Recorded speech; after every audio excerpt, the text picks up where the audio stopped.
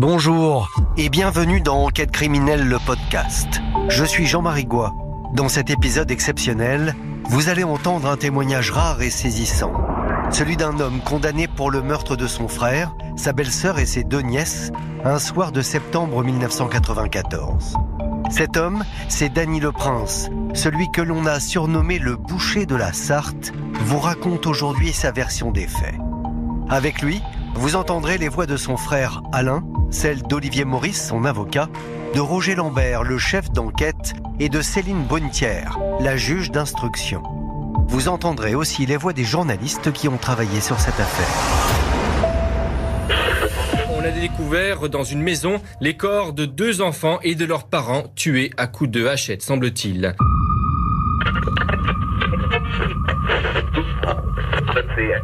Christian Leprince, sa femme et ses 2 filles âgées de 7 et 10 ans ont été sauvagement assassinées dimanche soir.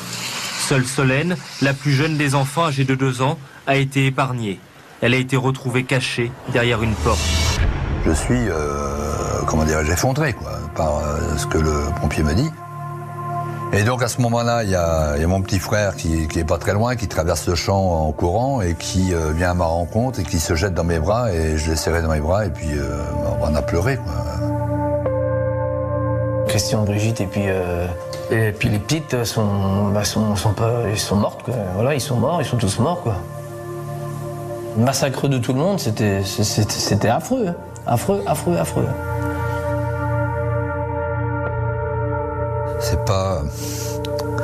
C'est pas des souvenirs que... Il y a des choses comme ça qu'il faut... on n'a pas besoin de raconter, quoi. C'est plus...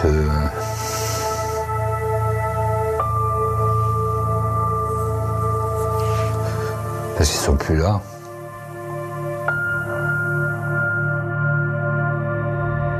Puis tout de suite, cette horrible tuerie qui a eu pour cadre ce matin une maison située à Torigné-sur-Dué, dans la Sarthe.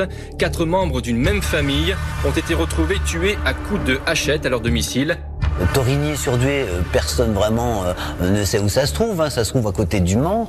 Il y a un massacre qui a été effectué et personne, absolument personne, ne sait ce qui s'est passé. Moi, je prends ma petite voiture rouge, siglée RTL, et je vais en direction du Mans, dans cette région où on n'est pas très très bavard.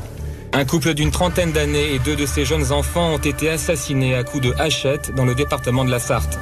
L'annonce de ce massacre devient rapidement un drame qui fait la une de la presse, des télés et des radios.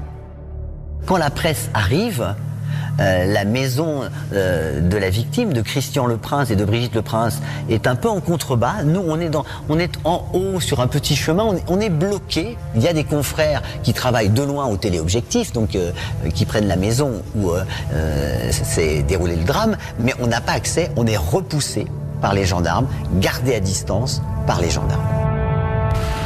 Gendarmes et enquêteurs cherchent les indices qui pourraient éclaircir le quadruple meurtre qui s'est déroulé ici. Ce sont les corps de Christian et Brigitte Leprince et de leurs 2 filles aînées âgées de 7 et 10 ans qui ont été découverts. Un meurtre particulièrement sanglant, c'est à coups de hachette que les 4 victimes ont été tuées. Cette scène de crime est très particulière, j'en parle avec une certaine émotion même aujourd'hui, c'est un véritable bain de sang. Le crime est tellement abominable que circule à l'époque une anecdote. On dit que certains gendarmes qui sont arrivés sur la scène de crime ont pleuré. L'acte criminel est par nature violent, mais les policiers, j'ai l'impression, ont rarement eu affaire à un quadruple meurtre d'une telle sauvagerie. Non, d'une telle sauvagerie, d'un tel sordide. Je vous livre une seule réflexion, c'est le médecin légiste, juste après qu'on ait découvert les corps, vers 9h du matin. Il a dit qu'il n'avait jamais vu ça. Le ou les tueurs, encore une fois, sont particulièrement acharnés sur le père de famille, sur Christian Leprince. Il y avait du sang partout. Les gendarmes, quand ils ont arrivé là-dedans, ils ont piétiné avec les voisins, etc. Tout le monde a marché dans le sang. Enfin, la scène de crime était une catastrophe. On s'est demandé longtemps pourquoi le meurtrier supposé avait monté quelques marches. Il avait laissé des marques sanglantes sur le côté. Et en fait, on s'est aperçu très longtemps après que c'était un gendarme qui avait mis avec ses gros croquenots dans le sang et qui avait monté les marches. Donc tout ça a été très très mal parti. Je vais chez mes parents, ils habitent pas loin. J'arrive chez mes parents et tout le monde est en larmes et on se demande ce qui s'est passé, quoi. Et tout le monde est effondré. Moi, je me rappelle.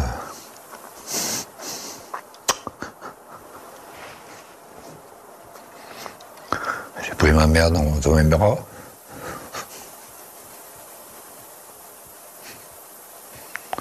Je ne peux pas vous rendre compte de ce que ça a été.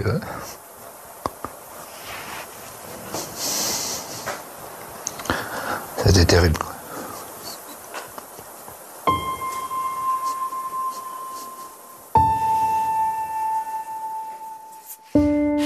Au village, les habitants ne comprennent pas ce qui a pu se passer. La famille Le Prince vivait ici depuis 20 ans. Ce sont des gens sans histoire, très sympathiques, travailleurs, tout. Vous savez, il n'y a que du bien à dire à cette famille-là. Aucun problème, une famille, il n'y a pas de problème du tout. Des gens sans histoire, toujours prêts à rendre service, je comprends pas. Ils avaient au niveau familial, au niveau travail, tout se passait bien? Tout se passait bien. Christian avait du travail, sa femme avait du travail, pas de problèmes familiaux, tout le monde s'entendait bien. Je comprends pas ce qui s'est passé. Christian Le Prince dirigeait cet atelier de carrosserie à Torigné-sur-Dué, un village de la Sarthe. Lundi, c'est en vain qu'on l'a attendu à l'atelier de carrosserie dont il était propriétaire, à 500 mètres de son domicile. Derrière la maison de Christian et Brigitte, où a eu lieu le massacre, celle de Daniel, le frère de Christian. Le soir du meurtre, il était là.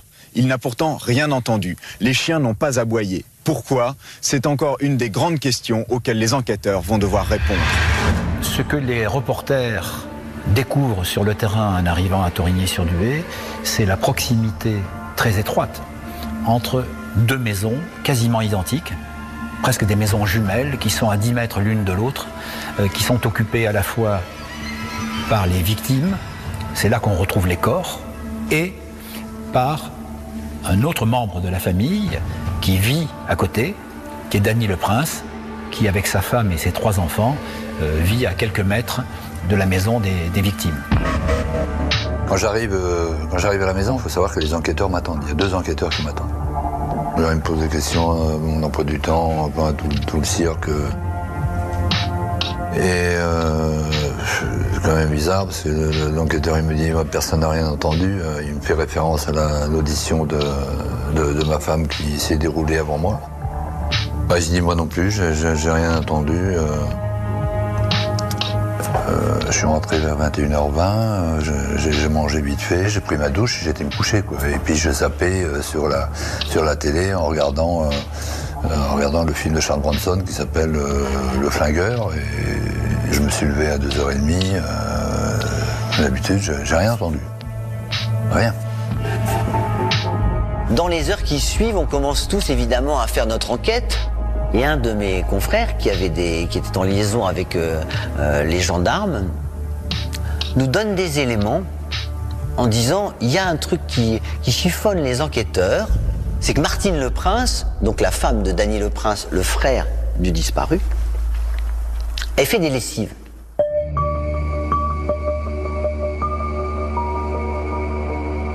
Beaucoup de lessives. Et donc elle étend son linge, et il y a d'ailleurs des photos qui paraissent, elle étend son linge, et évidemment, on se demande, tiens, hein, est-ce que c'est pas elle qui lave les draps parce qu'il y a du sang? C'est une interrogation tout à fait légitime. Je me rends même pas compte de ce qui se passe chez moi, quoi.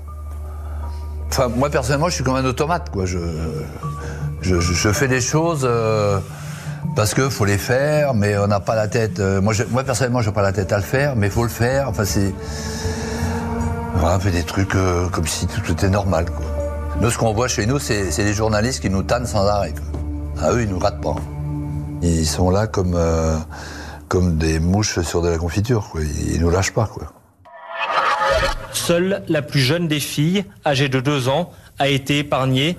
Elle a été retrouvée cachée derrière une porte. Aux alentours de la maison, personne n'a rien remarqué. Au niveau des pistes ou des directions dans lesquelles il convient de rechercher, nous nous posons énormément de questions. Nous n'avons pas d'éléments de fil directeur pour l'instant. Ceci étant, bon espoir. Toute la soirée, des gendarmes spécialisés ont effectué des prélèvements, des analyses pour tenter de retrouver à l'intérieur et à l'extérieur de la maison le moindre indice. Évidemment, on voit les gendarmes qui circulent, qui cherchent et l'hélicoptère qui tourne. Et on voit pas grand-chose de chez nous, parce que la maison de Christian nous tourne le dos. Ça se passe devant. À part pleurer, qu'est-ce qu'on fait ? À part se poser des questions, mais on n'a pas de réponse à nos questions. Enfin, moi, personnellement, j'en ai aucune. La question qui me taraude, c'est de savoir quand est-ce que ça s'est passé.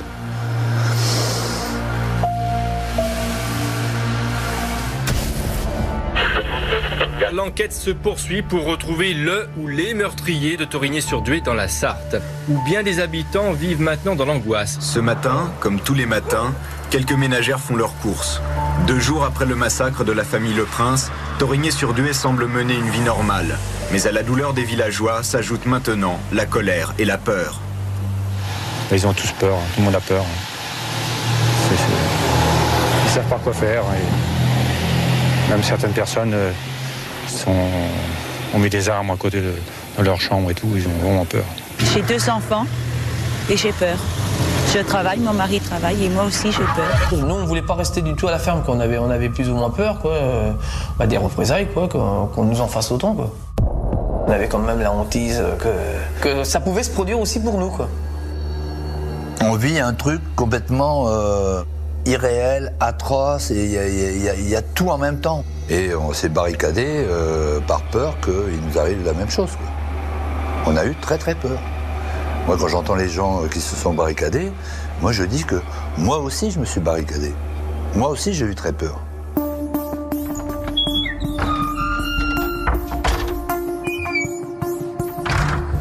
Plus de 200 gendarmes sont mobilisés dans la Sarthe pour essayer de retrouver l'auteur du meurtre particulièrement horrible de Torigné-sur-Dué. Autour de la maison des Le Prince, plusieurs dizaines de gendarmes ont ratissé depuis ce matin, à la recherche du moindre indice et surtout de l'instrument du crime, une arme blanche comme une petite hache avec laquelle auraient été sauvagement massacrés, selon l'expression du procureur, le père, la mère et les 2 petites filles. Centimètre par centimètre, une cinquantaine de gendarmes ont fouillé la maison et les champs alentours à la recherche de l'arme du crime. Une hache, vraisemblablement, et de toute façon, un objet lourd et tranchant. L'autopsie révèle une multiplicité de blessures sur tous les corps, provoquées par des couteaux notamment, et ce qui est systématique pour les 4 victimes, au niveau cervical, un coup tranchant, avec une force inouïe, et ils vont en arriver à cette conclusion qu'une feuille de boucher, c'est-à-dire un hachoir imposant, pour couper des entrecôtes par exemple, ou des côtes de bœuf, c'est un objet de ce genre, à l'évidence, qui a été utilisé pour achever les 4 victimes. Ça s'est passé pendant l'autopsie. Il y a un légiste qui dit « Oh là là, quelle boucherie !» parce que les corps étaient quand même très très abîmés. Et il y a un gendarme qui assistait qui me dit « Ah oui, mais moi mon beau-frère, il est bouché, ça c'est avec une feuille de boucher qu'on fait ça. » Et du coup, les légistes écrivent « Les plaies sont celles d'une feuille de boucher. » Et personne n'a discuté ce point-là. C'est devenu une vérité établie, sans expertise, sans quoi que ce soit. Les gendarmes de l'Institut de recherche criminelle de Paris sont sur place, les autopsies ont commencé, la famille a été entendue, mais la maison du drame garde son mystère. Je pense que l'affaire devient un feuilleton dès l'instant qu'un mystère l'entoure, et le mystère principal, c'est qui a pu commettre un tel massacre. Et les questions toujours sans réponse sont qui a commis ce quadruple crime et pourquoi avoir sauvagement massacré Christian Le Prince, 34 ans, et sa femme Brigitte, 36 ans, ainsi que 2 de leurs 3 fillettes, Sandra, 10 ans, et Audrey, 6 ans. Alors pour schématiser, après ce massacre épouvantable, il y a plusieurs hypothèses qui circulent, notamment celle que, j'allais dire, la pègre ou des gens du milieu auraient eu des problèmes financiers avec Christian Le Prince, qui tient un garagiste, il a peut-être fait des mauvaises affaires, il avait pas mal d'argent, peut-être qu'il y a eu des carambouilles, et, entre guillemets, le milieu se serait vengé en tuant toute sa famille. Bon, ça tient sur rien ou pas grand-chose, la piste est écartée. Il y a eu quelques pistes qui ont été explorées parce que toujours un voisin qui dit j'ai vu passer des rôdeurs et tout ça.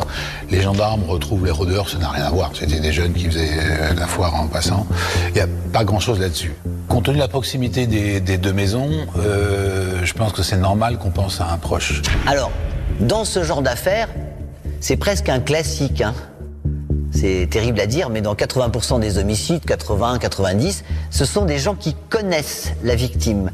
Et progressivement, les gendarmes resserrent leur investigation, leur champ d'enquête à l'intérieur de la famille Le Prince.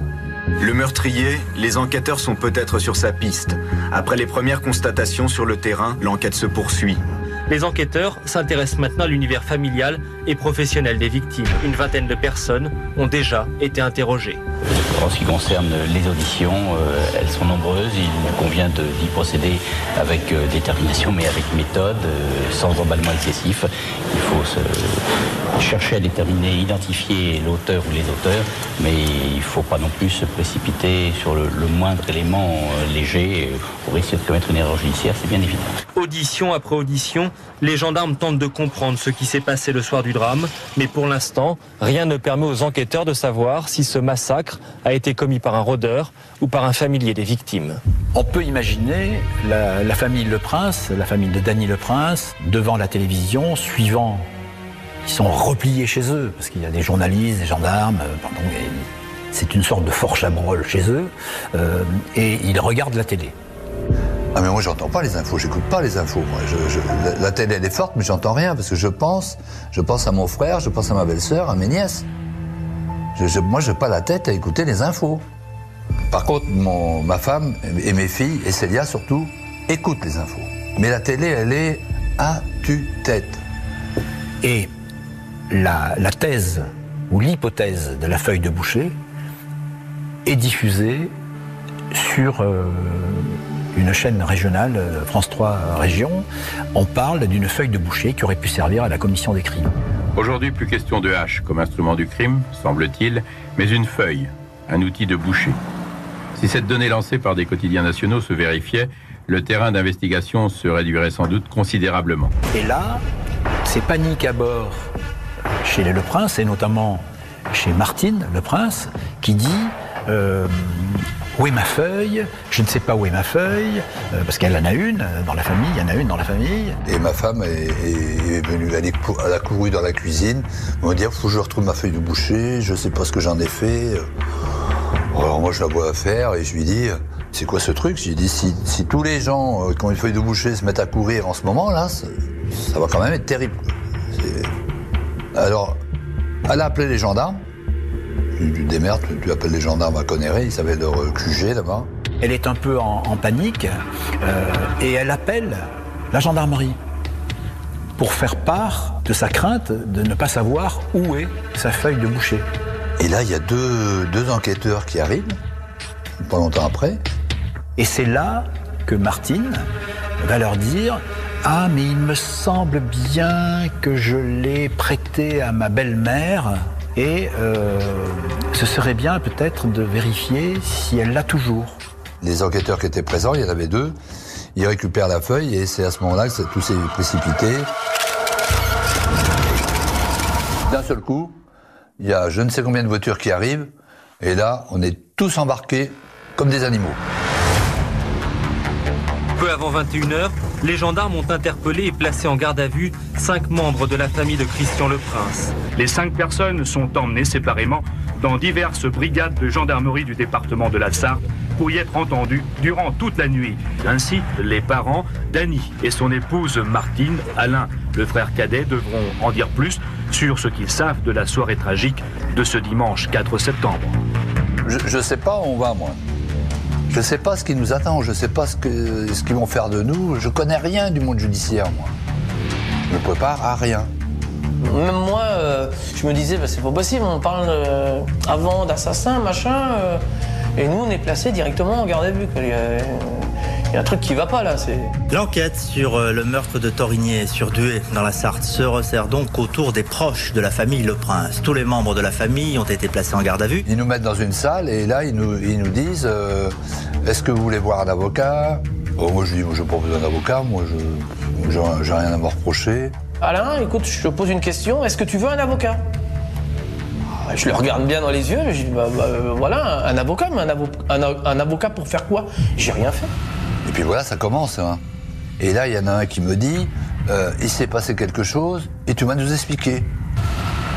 Et là, j'ai expliqué quoi? Les heures défilent, et puis, voilà, poser des questions, tout ça. T'aurais pas fait quelque chose, toi, avec ton frère, tout ça? Vous étiez pas jaloux de la carrosserie de Christian? Jaloux de quoi? Non, au contraire, on était content de sa réussite. Non, de toute façon, tu mens, t'es un menteur. Mais je dis non, j'avouerai jamais un truc comme ça, quoi.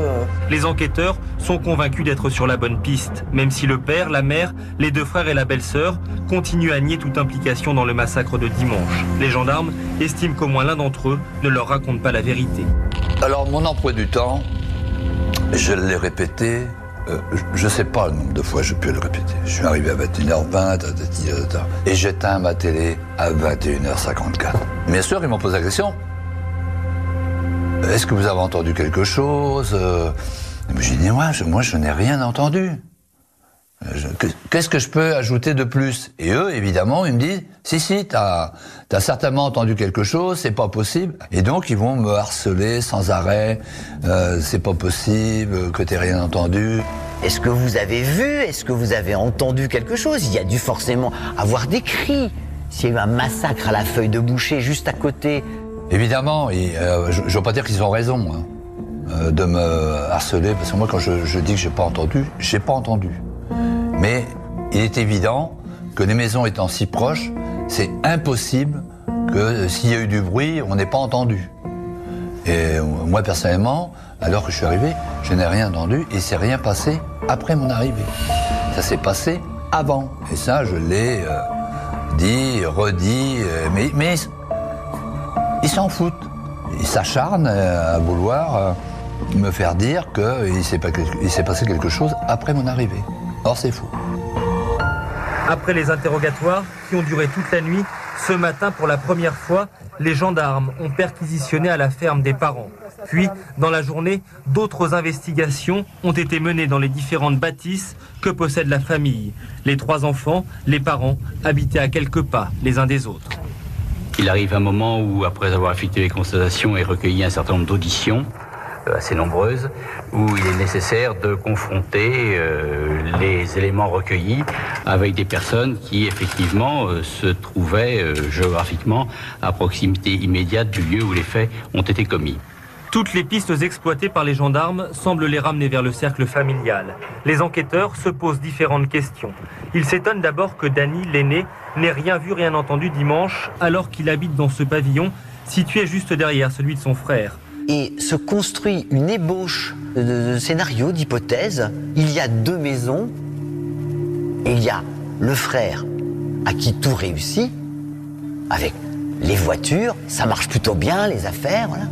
Et puis l'autre, j'allais dire, Danny, le vilain petit canard, c'est-à-dire lui, mais il est obligé de travailler, mais ça marche pas, il a des problèmes d'argent, enfin... On sent qu'il y a une sorte de rivalité entre ces 2 frères. Les enquêteurs s'interrogent ensuite sur une reconnaissance de dette faite à Christian par l'un de ses proches, un écrit retrouvé sorti le soir du crime. L'autre élément crucial, c'est la reconnaissance de dette. Sur place, sur un des meubles, on a retrouvé une reconnaissance de dette, comme quoi Danny devait de l'argent à Christian. L'argent qui est un mobile classique du crime. Faut arrêter les blagues, quoi. C'est quoi? Mon frère, il me prête 10 000 francs, point. Pourquoi ça serait une source de conflit? Parce qu'elle a été retrouvée.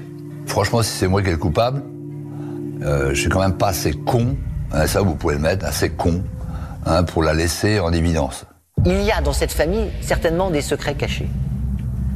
Des secrets que n'ont pas encore découverts les enquêteurs et qui pourraient expliquer ce qui s'est passé. Mais qui a fait quoi et dans quel ordre, ça on ne sait pas. Et on attend, comme l'ensemble de la population française attend que l'on résolve le plus rapidement cette affaire. Merci d'avoir écouté la première partie de cet épisode consacré à l'affaire Dany Le Prince. Dans la deuxième partie, vous découvrirez comment et pourquoi, au cours de sa garde à vue, il va avouer être l'auteur du quadruple meurtre. Bonjour et bienvenue dans Enquête criminelle, le podcast. Je suis Jean-Marie Goua.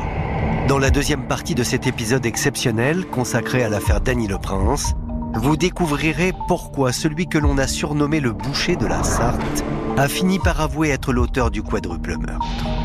Avec lui, vous entendrez la voix de son frère Alain, celle d'Olivier Maurice, son avocat, de Roger Lambert, le chef d'enquête, et de Céline Brunetière, la juge d'instruction. Vous entendrez aussi les voix des journalistes qui ont travaillé sur cette affaire. 5 membres de la famille Le Prince, les parents, les 2 frères et la belle-sœur sont toujours en garde à vue ce midi à la gendarmerie du Mans, officiellement entendus comme témoins. Or, tandis qu'hier les Le Prince semblaient peu bavards, se présentant semble-t-il comme une famille unie, l'un aurait aujourd'hui craqué et parlé. Les gendarmes disposeraient maintenant de déclarations contradictoires entre certains membres de la famille, peut-être même d'accusations. Ils ont aussi un scénario accusateur avec un éventuel mobile financier et des éléments matériels, mais toujours pas d'armes du crime ni d'aveux formels et signés. Une fin de garde à vue donc déterminante, mais les gendarmes restent encore très prudents. Pendant le premier jour de garde à vue, la version du couple, que ce soit Dany Le Prince ou sa femme Martine, est la même. On n'a rien vu, on n'a rien entendu, on n'est pas concerné par le quadruple meurtre, on ne sait pas ce qui s'est passé. Et puis tout d'un coup, paf, le miracle. Changement de cap. Autour de la 40e heure de garde à vue, Martine Le Prince dit qu'elle sort d'une sorte de cauchemar, mais qu'elle est prête à enfin dire la vérité. Martine dit qu'elle a vu son mari en train de tuer Christian, dehors, près de la boîte aux lettres, et qu'elle lui a crié « Arrête, arrête ». Finalement, c'est lui, Dany, mon mari, je l'ai vu. Je l'ai vu découper à la feuille de boucher son frère à l'extérieur de la maison. Elle poursuit la route jusqu'à la maison et elle découvre là les 3 cadavres de Brigitte et des 2 fillettes. Donc là, c'est un point énorme dans l'enquête. Les gendarmes ont un témoin oculaire qui a vu l'assassin. Dany Le Prince, conduit en menottes lors de dernières perquisitions. C'est l'image aujourd'hui d'un suspect de menottes qui annonce une mise en examen imminente, surtout lorsque cette nuit, vers 2h du matin, un membre de la famille, peut-être sa femme, contredit les déclarations de Dany. Quand Martine accuse Dany Le Prince d'avoir commis le crime, elle n'est pas toute seule à le faire. Célia, la fille aînée du couple, elle aussi dit avoir vu son père frapper son oncle. Deuxième élément, la fille, Célia, qui dit « Elle a vu aussi papa, elle a vu papa découper, taper, égorger devant chez lui son frère, Christian, avec une feuille de boucher, à l'arme blanche. » Pour les gendarmes, ça fait 2 personnes qui se présentent comme des témoins visuels du crime. Et donc, il est submergé à ce moment-là de questions. Or, les gendarmes ont déjà des soupçons. Dany dit n'avoir rien vu, rien entendu, alors que sa maison est toute proche de celle de son frère. Et puis, on a retrouvé une reconnaissance de dette entre les 2 frères sur les lieux du crime. Coïncidence ou non, Dany travaille aux abattoirs et il a pu utiliser et savoir manier l'instrument de boucher qui a servi au carnage. Enfin, les gendarmes s'intéressent à des lessives qui ont pu avoir lieu entre dimanche et lundi. Les gendarmes, ils me mettent la pression, ils me disent si t'avoues pas, on mettra tes parents en prison, tes enfants à l'assistance publique. Et donc ils me traitent de tous les noms, de fumier, tu vas avouer, on a trouvé plein de preuves de toi. Oui, ça il me l'avait dit bien avant. Et puis après j'entends un cri, plusieurs cris, et là le gendarme me dit c'est ta fille qui crie, enculé, et maintenant il va falloir avouer. Qu'est-ce que c'est que ça ? Mais qu'est-ce que c'est que cette histoire ? Sauf retournement de dernière minute, mais sait-on jamais.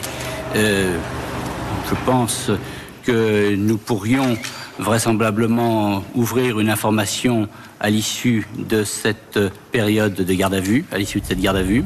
Ils veulent ma peau, ils veulent des aveux. Et donc ils vont faire crier ma fille, c'est comme ça qu'ils mettent la pression. Mais moi je ne sais pas s'il reste 2 heures, 3 heures ou 4 heures de garde à vue. Je n'en sais rien. Et donc j'entends encore des cris, et puis il y en a un qui vient et qui me dit ta femme t'a vu courir après ton frère avec la feuille de boucher. C'est pas possible. Plus les cris qui viennent avec, et là je perds pied, je suis extrêmement fatigué et j'en ai marre d'entendre ma fille pleurer. Et donc je répète les dires du gendarme que je courais après mon frère avec la feuille de boucher. Ils ont dit, je crois, il a avoué. Bon, ben... Et après, la presse a titré, comme il y en a qui disent si bien, il a avoué les 4 meurtres. L'affaire de Torigné-sur-Douai est donc élucidée. Dany Le Prince est passé aux aveux la nuit dernière. Il a reconnu avoir tué à coups de hachette son frère, sa belle-sœur et ses 2 nièces. Simple employé dans un abattoir, il aurait agi par jalousie, ne supportait plus la réussite de son frère auquel il devait de l'argent. Là, sur cette affaire médiatiquement extrêmement sensible, qu'il fallait résoudre dans les plus brefs délais, un pari gagné pour... les gendarmes, pari gagné pour la justice, c'est plié comme on dit, passez-moi l'expression, mais ça y est, c'est fait. C'est-à-dire que le procureur vient nous dire, il a avoué. Un magistrat instructeur, Mme Brunetière, a été saisi de réquisition à l'encontre de Le Prince Dany, du chef des 4 meurtres commis le 4 septembre dernier à Torigné-sur-Douai, dont ont été victimes les membres de la famille Le Prince, Christian, son épouse et ses 2 filles. Placé en garde à vue mercredi soir. Franchement, là, ils vont déjà vite parce que ils disent que j'ai tué 4 personnes, alors que finalement, j'ai avoué qu'un meurtre. Le procureur, dès là, c'est un malhonnête, quoi. Placé en garde à vue mercredi soir, Daniel Le Prince, le frère aîné âgé de 37 ans, aurait donc avoué son forfait dans la nuit. Il est certain que des raisons peut-être d'intérêt ou de jalousie, enfin les vieilles motivations qui font malheureusement parfois dans le mauvais sens marcher le monde. Voilà ce que je déclare le 9 septembre 1994 aux gendarmes. Dimanche dernier, en fin de soirée, je suis arrivé chez Christian et je me suis engueulé avec lui. Christian était à la porte d'entrée, quant à Brigitte, elle se trouvait derrière. Je les ai engueulés car ils ne voulaient pas nous aider sur le plan financier. Ils ont refusé parce que je leur devais déjà de l'argent. Le ton est monté, on s'est fâché et Christian a voulu aller chercher ma femme Martine. J'ai couru après lui et je l'ai rattrapé. J'avais dans mon dos la feuille, je l'ai frappé plusieurs fois avec cet outil. Ma femme m'a demandé d'arrêter et je ne sais pas pour quelle raison, j'ai continué. Quant au reste, je ne peux plus rien dire. Daniel Le Prince était conduit à 20h50 au palais de justice du Mans, puis déféré dans la soirée devant le juge d'instruction Céline Brunetière, qui l'a mis en examen et écroué. J'ai ce soir notifié à Dany Le Prince sa mise en examen pour ces faits et je l'ai placé sous mandat de dépôt. Il avoue non seulement dans les locaux de la gendarmerie devant des militaires, pendant sa garde à vue, mais une fois qu'il a avoué, il est présenté à la justice et devant la magistrate, il dit la même chose. C'est lui, c'est moi qui suis responsable. C'est moi, l'assassin, c'est moi qui ai tué. Dany Le Prince est passé aux aveux complets. Il a reconnu le quadruple meurtre de son frère, de sa belle-sœur et de ses 2 nièces. C'est au cours de ces dernières heures que l'enquête a pris cette tournure définitive. Il y a des éléments dans le dossier, il y a effectivement des aveux, mais il y a aussi un certain nombre d'autres éléments qui permettent de conforter les déclarations qu'il a faites. Ça y est, l'affaire est bouclée. En 5 jours, tout est fini. Le coupable est trouvé. Le feuilleton dont on parlait tout à l'heure, c'est terminé. Au même moment, les parents de Christian et son frère Alain rentrent chez eux à Torigné. On est une famille déchirée, alors... Non, je veux pas en rajouter, j'ai aucun commentaire.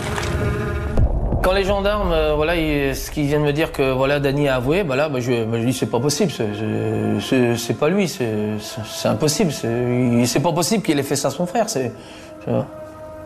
Voilà, les enquêteurs commencent à boucler bagages, on va dire commencent à emmener sa petite mallette. Bref, tout le monde s'en va, chacun de son côté. Voilà, bah écoute Alain, voilà, c'est bon, c'est fini. Les heures de garde à vue sont terminées, c'est bon, tu vas pouvoir rentrer. De toute façon, il y a quelqu'un qui a avoué, c'est ton frère. Il a avoué les 4 meurtres, c'est fini, c'est bon, c'est terminé, tu le reverras plus. Bon, là, on est scié, quoi, on sait plus de quoi. Retour ce matin sur les lieux du drame pour Alain, le jeune frère de Dany et Christian. Bouleversé comme ses parents, le jeune homme se réfugie dans le silence. Un traumatisme, une stupeur partagée par le village tout entier. Aujourd'hui, c'est l'effondrement de savoir que une famille quelqu'un peut tuer son frère, sa famille comme ça. Pour nous, c'est l'effondrement. Nous connaissions très bien Dany et personne ne pouvait supposer qu'il puisse passer à un acte pareil. Une certitude, il faudra du temps, beaucoup de temps aux habitants de Thorigné pour commencer à oublier. Les gendarmes sont très satisfaits, mais ils vont pas se vanter de la manière dont ils ont obtenu l'aveu. La vérité ne les intéresse plus. Ils n'ont même pas envie de savoir comment les autres sont morts. Ils s'en foutent. Moi, je suis usé de fatigue. En exagérant, j'ai plus la force de parler, quoi. J'ai envie qu'on me laisse tranquille, qu'ils m'emmènent, je sais pas où, parce que je sais même pas où est-ce que je vais aller. Hein. Mais au moins, ils vont plus me faire chier. Là, j'ai envie de me reposer et qu'on me foute la paix. Et en fait, quel que soit l'endroit où je sois, le principal, c'est que j'arrive à dormir. Et évidemment, cet aveu, je vais le traîner comme un boulet et je l'ai encore au-dessus aujourd'hui. Je me retrouve à Rennes, à la maison d'arrêt, qui s'appelle la maison d'arrêt de Jacques Cartier.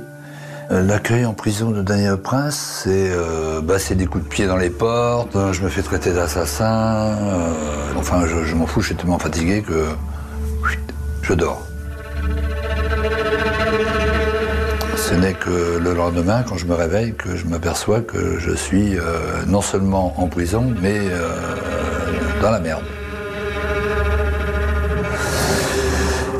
Et moi, l'avocat, il me dit juste, votre femme et votre fille vous accusent, vous chargent. Point. Si elles m'accusent, c'est que elles savent quelque chose et peut-être qu'elles sont coupables. Mais ça fait sourire plein de gens. On dit, c'est quoi cette espèce de rhétorique, il a moitié cinglé, quoi. Moi, je suis piégé, je me fais piéger comme un con.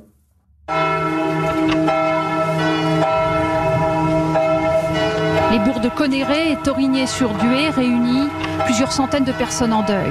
Les corps sont là, en blanc, les 2 fillettes, Audrey et Sandra, que l'abbé Froger bénit avec la dépouille de leurs parents, tous 4 assassinés sauvagement un soir de début septembre.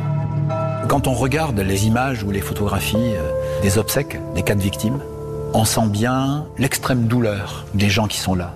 Il y a presque tout le village, presque tout le village de Thorigné est là sur place pour accompagner la famille, ou ce qu'il en reste, à ces obsèques. Ils sont arrivés avant la foule. Eux, cette famille véritablement brisée par un meurtre insensé. Pour moi, ça a été une journée catastrophique. On est complètement retourné. En fin de compte, c'est comme si, avec mes parents, on avait du mal à faire le deuil. Parce que, voilà, on pense à tout ça, de la façon qu'ils ont été tués, parce que là, on savait plus ou moins comment qu'ils avaient été massacrés, entre guillemets. On a vraiment mal fait le deuil, quoi. Les obsèques ont lieu sans Dany Le Prince, qui est déjà incarcéré. Martine Le Prince n'y sera pas non plus, ni sa fille, Célia. Les habitants de Thorigné n'avaient jamais connu un tel drame. Ils connaissaient les victimes comme ils connaissaient Dany Le Prince et sa famille. Donc ils connaissaient les victimes, ils connaissaient le coupable. Ils sont tous bouleversés. À la fin de la célébration, la famille s'est une fois de plus protégée des objectifs. Le cortège a remonté l'avenue de Paris pour rejoindre le petit cimetière de Conneré. Proches et camions fournis de fleurs. Là reposeront les 4 victimes du meurtre de Thorigné-sur-Dué que ni jalousie ni rancœur ne justifiera jamais. Moi, je suis piégé et je vais porter le chapeau de cette histoire pendant X années. L'avocat, il me dit, d'ici, demain ou après-demain, vous allez aller à la reconstitution des crimes. Et là, j'ai dit, mais qu'est-ce que je vais y faire là-bas, moi ? Je lui dis ça comme ça. Mais moi, j'ai rien à faire là-bas, moi. Je n'ai même pas envie d'y aller, je ne suis pas l'auteur des faits, ils m'ont extorqué des aveux pendant la garde à vue. Qu'est-ce que je vais aller foutre là-bas ? On m'accuse à tort. C'est une accusation à tort. Elle me dit, il faut y aller. Bon, bah du coup, j'y suis allé.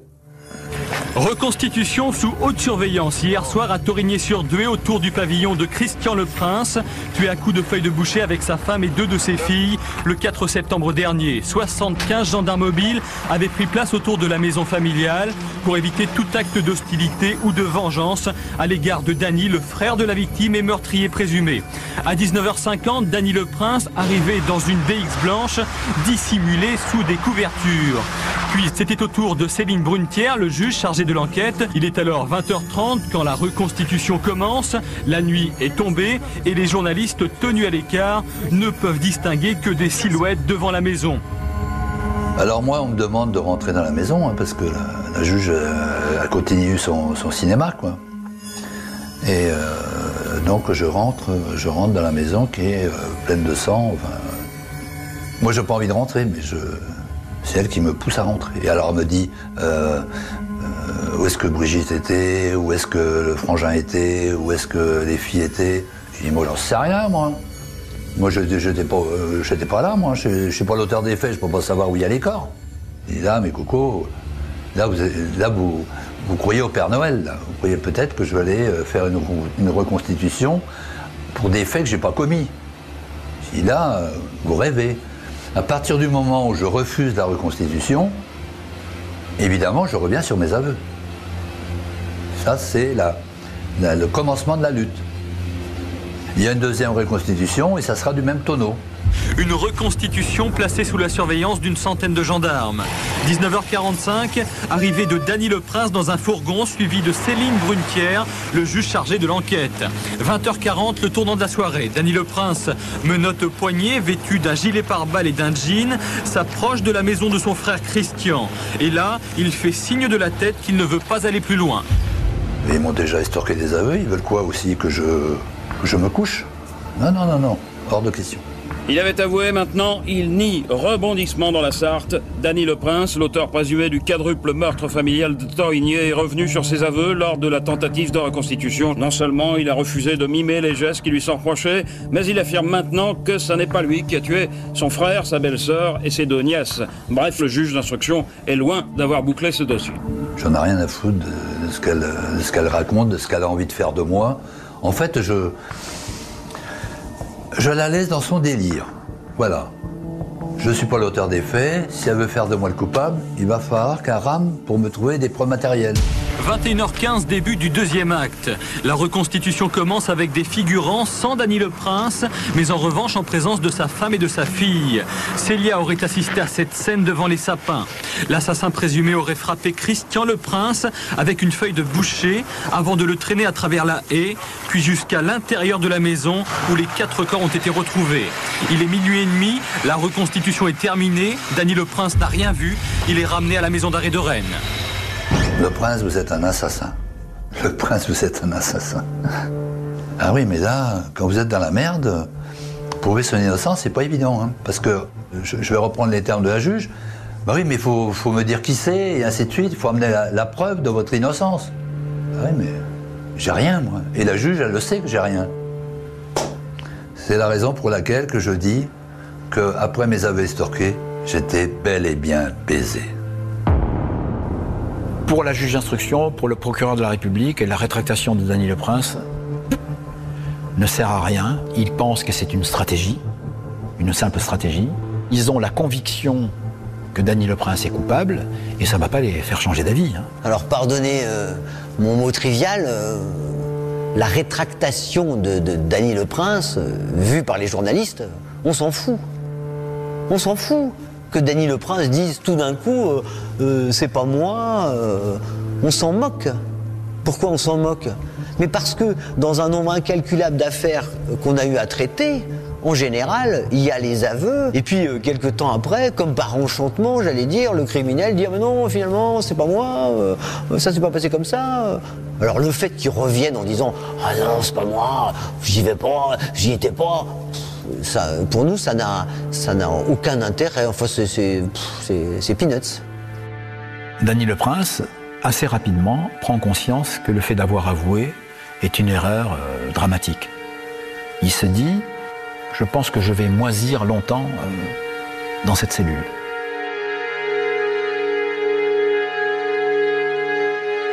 Mon seul espoir maintenant, c'est que la vérité éclate lors de mon procès.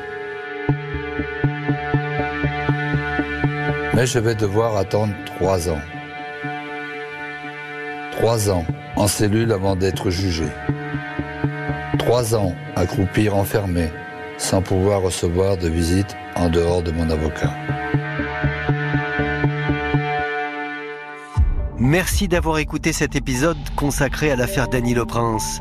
La semaine prochaine, vous découvrirez dans le 2e volet de ce podcast ce qu'il s'est exactement passé ce terrible soir de septembre 1994.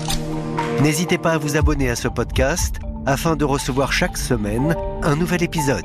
Et bien sûr, si ce podcast vous a plu, vous pouvez laisser un commentaire sur l'appli RTL et RTL.fr et toutes les plateformes partenaires. Je vous retrouve la semaine prochaine.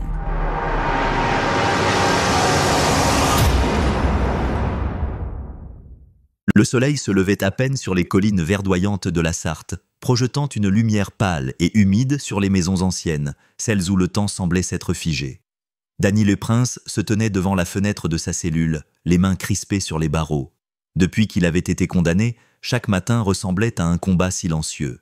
Les murs grisâtres, les couloirs glacials, les regards méfiants des gardiens et des autres détenus, tout contribuait à un sentiment d'isolement total.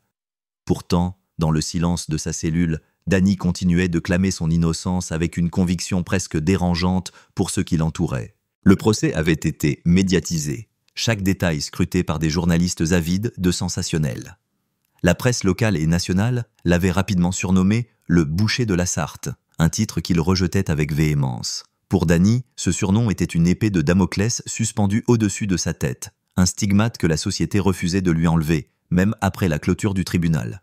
Il se souvenait encore de la première fois qu'il avait entendu ces mots à la radio. Il avait ri, mais ce rire était vite devenu amer lorsqu'il avait compris que ce surnom ne disparaîtrait jamais. Le public, aveuglé par le sensationnalisme, ne voyait plus l'homme, seulement la légende noire que l'on avait façonnée autour de lui. Les enquêteurs, de leur côté, étaient convaincus de sa culpabilité. Tout semblait les accuser. Les traces de sang retrouvées dans son camion, les témoignages contradictoires de voisins et des incohérences dans ses déclarations. Mais Dany avait toujours maintenu sa version. Il n'avait jamais tué personne. Il parlait de coïncidences, d'erreurs de procédure, de preuves mal interprétées. Ses avocats, pourtant expérimentés, se heurtaient à un mur de suspicion. Chaque argument qu'il présentait était rapidement démoli par la machine judiciaire, alimentée par le climat de peur et de méfiance qui régnait dans la région après la série de disparitions. Dans sa cellule, Dany se remémorait le moment exact où tout avait basculé. C'était un soir d'automne, humide et froid. Il avait fini sa journée de travail à l'abattoir, avait nettoyé les installations comme chaque soir et s'apprêtait à rentrer chez lui. Rien dans son comportement ne laissait présager le drame qui allait suivre. Pourtant, à son retour, les gendarmes l'attendaient devant sa maison, leurs regards lourds de suspicion. L'arrestation avait été brutale, sans avertissement, et le procès avait commencé quelques mois plus tard, dans un tourbillon médiatique qui ne laissait aucune place à la nuance. La famille de Dany, elle, vivait un cauchemar quotidien. Ses parents, encore sous le choc, tentaient de comprendre comment un fils qu'ils connaissaient si bien pouvait être perçu comme un monstre. Sa sœur, Marie, était devenue une figure de combat, allant d'interview en conférence pour dénoncer ce qu'elle considérait comme une injustice. Les voisins, autrefois amis et complices de petits plaisirs du quotidien, évitaient désormais tout contact, craignant d'être associés au « boucher ». Chaque sortie, chaque interaction devenait un test de résistance psychologique pour Dany et sa famille. La solitude pesait lourd, mais elle renforçait en même temps la détermination de l'homme à prouver qu'il n'était pas ce que tout le monde croyait. Ce jour-là, dans sa cellule, Dany observait les barreaux comme on observe un horizon lointain. Ses pensées étaient un mélange de colère et de lucidité. Il savait que sa seule arme résidait dans la vérité, mais cette vérité, il fallait qu'elle éclate au grand jour d'une manière que personne ne pouvait ignorer. Les souvenirs des victimes présumées le hantaient, non par culpabilité, mais par frustration. Il savait que ceux qui souffraient avaient besoin d'un responsable, mais ce responsable n'était pas lui.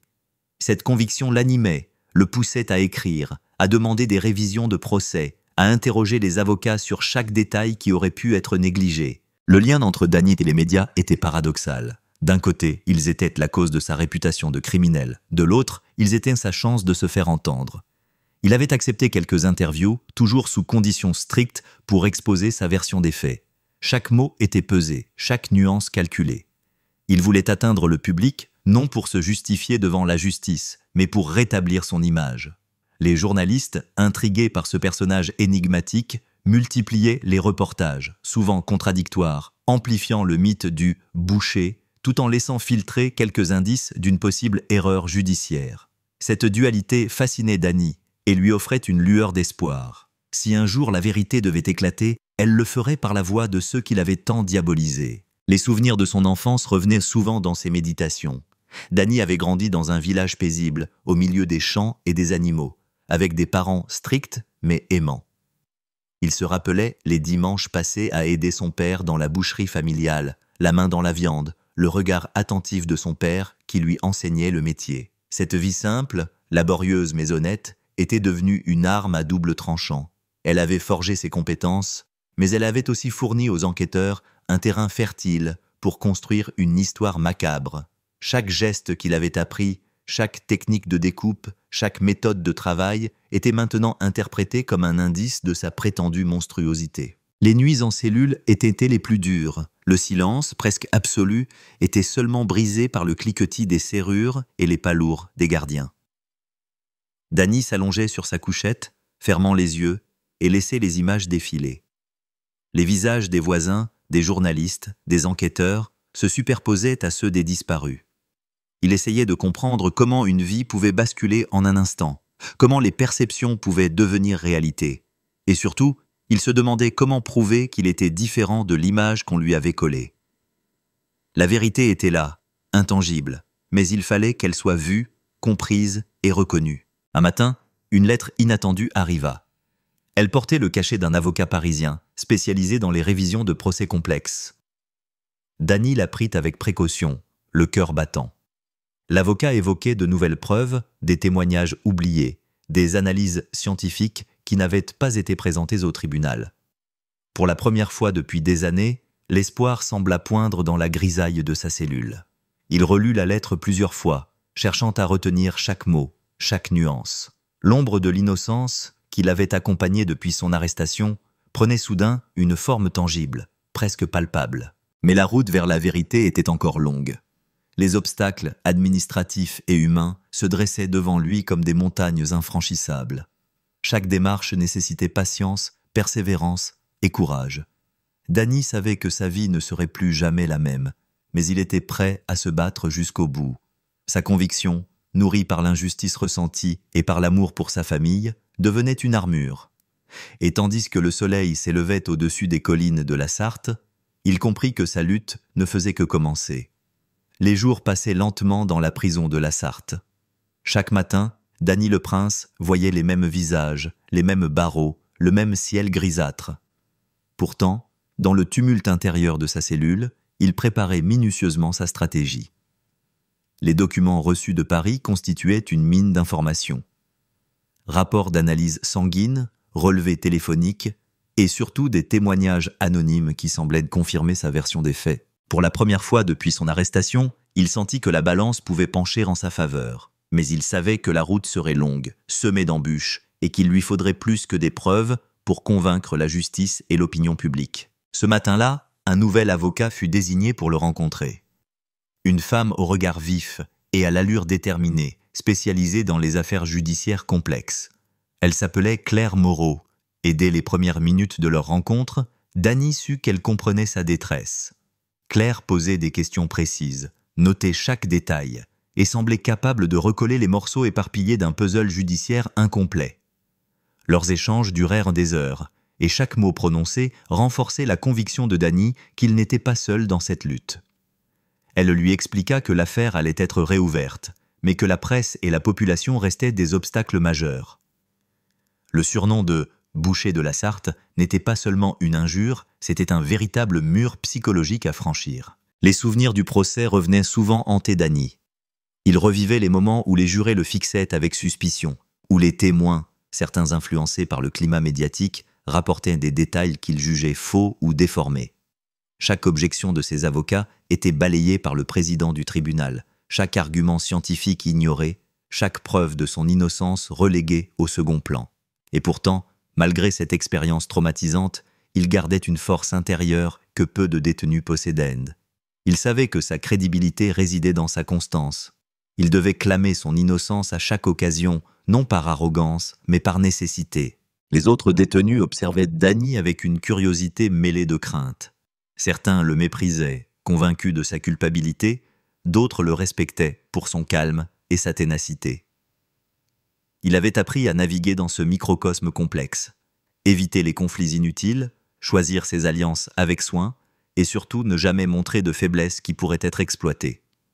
Pourtant, malgré cette vigilance, la solitude restait son compagnon constant. Les heures s'étiraient, les nuits étaient longues, et seule l'écriture lui permettait de conserver un lien avec le monde extérieur. Il rédigeait des lettres, des journaux intimes, et parfois même des analyses personnelles de l'affaire. Chaque mot était un acte de résistance, une affirmation de son identité face à l'étiquette de criminel qui lui collait à la peau. Parfois, Dany se laissait emporter par la colère. Il se souvenait des moments où les journalistes, armés de caméras et de micros, avaient campé devant sa maison, harcelant sa famille. Les voisins, autrefois complices de petites amitiés quotidiennes, avaient fui, craignant d'être associés à un monstre. Ces souvenirs nourrissaient sa frustration, mais aussi sa détermination. Il savait que le combat n'était pas seulement judiciaire, il était aussi médiatique. Chaque reportage, chaque article de presse pouvait influencer l'opinion et, indirectement, la justice. Il devait donc maîtriser sa communication, trouver les mots justes pour toucher le public sans tomber dans l'émotion superficielle. Claire Moreau, consciente de l'importance de l'opinion publique, proposa de préparer une déclaration officielle, exposant les nouvelles preuves et détaillant les incohérences du procès initial. Dany hésita. Parler au monde extérieur signifiait prendre le risque d'être mal interprété, mais rester silencieux reviendrait à laisser son image se détériorer davantage. Après plusieurs jours de réflexion, il accepta. La déclaration fut préparée avec soin, chaque phrase analysée, chaque mot pesé. Le but n'était pas de convaincre uniquement les journalistes, mais de créer un dossier solide, capable d'être repris par des experts indépendants et éventuellement réexaminé par la justice. C'était un pas décisif, un mouvement stratégique dans une partie d'échecs judiciaires où chaque pièce comptait. Parallèlement, Dany s'intéressait aux détails techniques de l'affaire. Les rapports scientifiques comportaient des erreurs que seul un esprit méthodique pouvait remarquer. Des traces de sang attribuées à une scène de crime semblaient provenir d'un autre moment. D'autres analyses biologiques avaient été mal cataloguées. Claire encourageait Dany à tout documenter, à noter chaque incohérence, à établir un dossier complet. Ces découvertes, si elles étaient présentées correctement, pouvaient semer le doute dans l'esprit des juges et rouvrir le débat sur sa culpabilité. Pour Dany, chaque détail trouvé était une victoire silencieuse, un pas de plus vers la possibilité de réhabiliter son nom. La pression psychologique était énorme. Chaque visite de sa famille, chaque courrier reçu de l'extérieur rappelait à Dany que le monde continuait sans lui. Il devait se battre non seulement pour lui-même, mais pour ceux qui croyaient en son innocence. Sa mère pleurait parfois en silence, sa sœur se montrait stoïque mais inquiète, et son père, vieillissant, semblait porter sur ses épaules le poids de l'injustice subie par son fils. Cette responsabilité, invisible mais palpable, nourrissait l'urgence de sa lutte. Dany savait que le temps jouait contre lui. Plus les années passaient, plus il serait difficile de convaincre la justice et le public que la vérité était différente de la légende noire qui l'entourait. Un jour, un nouvel élément vint bouleverser sa perception de l'affaire. Un ancien employé de l'abattoir, resté dans l'ombre pendant toutes ces années, souhaitait témoigner. Il affirmait avoir été témoin de procédures douteuses, de traces mal interprétées et de manipulations involontaires des preuves. Cette révélation, si elle était crédible, pourrait constituer un tournant décisif. Claire et Dany se mirent immédiatement au travail pour vérifier les dires du témoin, croiser les informations et préparer une stratégie de présentation de ce nouveau témoignage. La tension monta, mais l'espoir aussi. L'ombre de l'innocence, longtemps étouffée par la réputation de boucher, renaissait lentement. Cependant, Dany savait que la lutte ne serait pas seulement contre les preuves et les témoins, mais aussi contre le temps, l'usure psychologique et la stigmatisation sociale. La prison, le surnom, les médias. Tout cela formait un réseau complexe qui cherchait à maintenir son image de criminel. Il devait rester vigilant, patient et méthodique. Chaque jour, il s'entraînait à analyser les documents, à relire les témoignages, à préparer des questions pour ses avocats.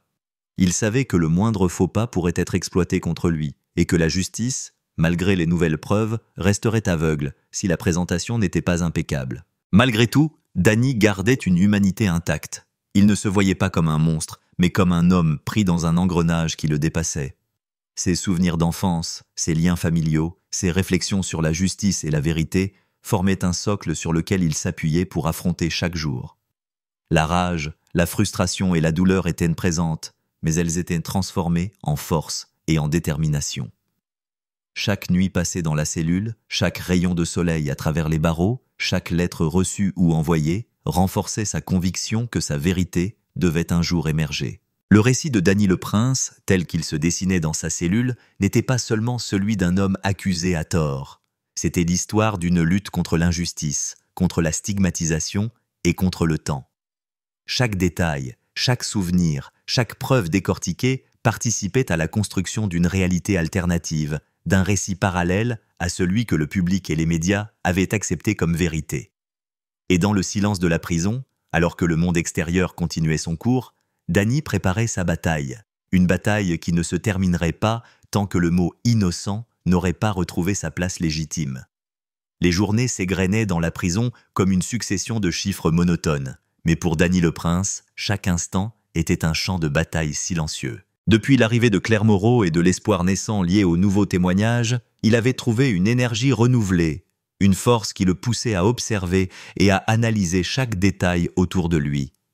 Il commença à tenir un journal plus structuré, notant non seulement les incohérences du procès, mais aussi les comportements des surveillants, des autres détenus et même de la hiérarchie pénitentiaire. Chaque mouvement, chaque expression pouvait constituer un indice, une indication que quelque chose pouvait être exploité pour sa défense. Dany réfléchissait souvent à l'origine de son surnom, le boucher de la Sarthe. Il savait qu'il n'était pas le seul dans l'histoire judiciaire à être stigmatisé de cette manière, mais pour lui, cela représentait un poison social et psychologique dont il devait se défendre. Ce surnom, diffusé par les médias, avait transformé son image en caricature macabre, et il savait qu'il devait agir pour que le public comprenne que la vérité était plus nuancée. Ses lettres à des journalistes sérieux, ses interventions minutieusement préparées, étaient autant de tentatives pour rétablir une part d'humanité dans le portrait que l'on dressait de lui. Chaque visite de sa famille devenait un moment crucial. Sa sœur Marie était désormais sa voix à l'extérieur, son lien avec le monde qui refusait de croire à son innocence. Elle se rendait à des conférences, contactait des experts et tentait de créer un réseau de soutien pour Dany.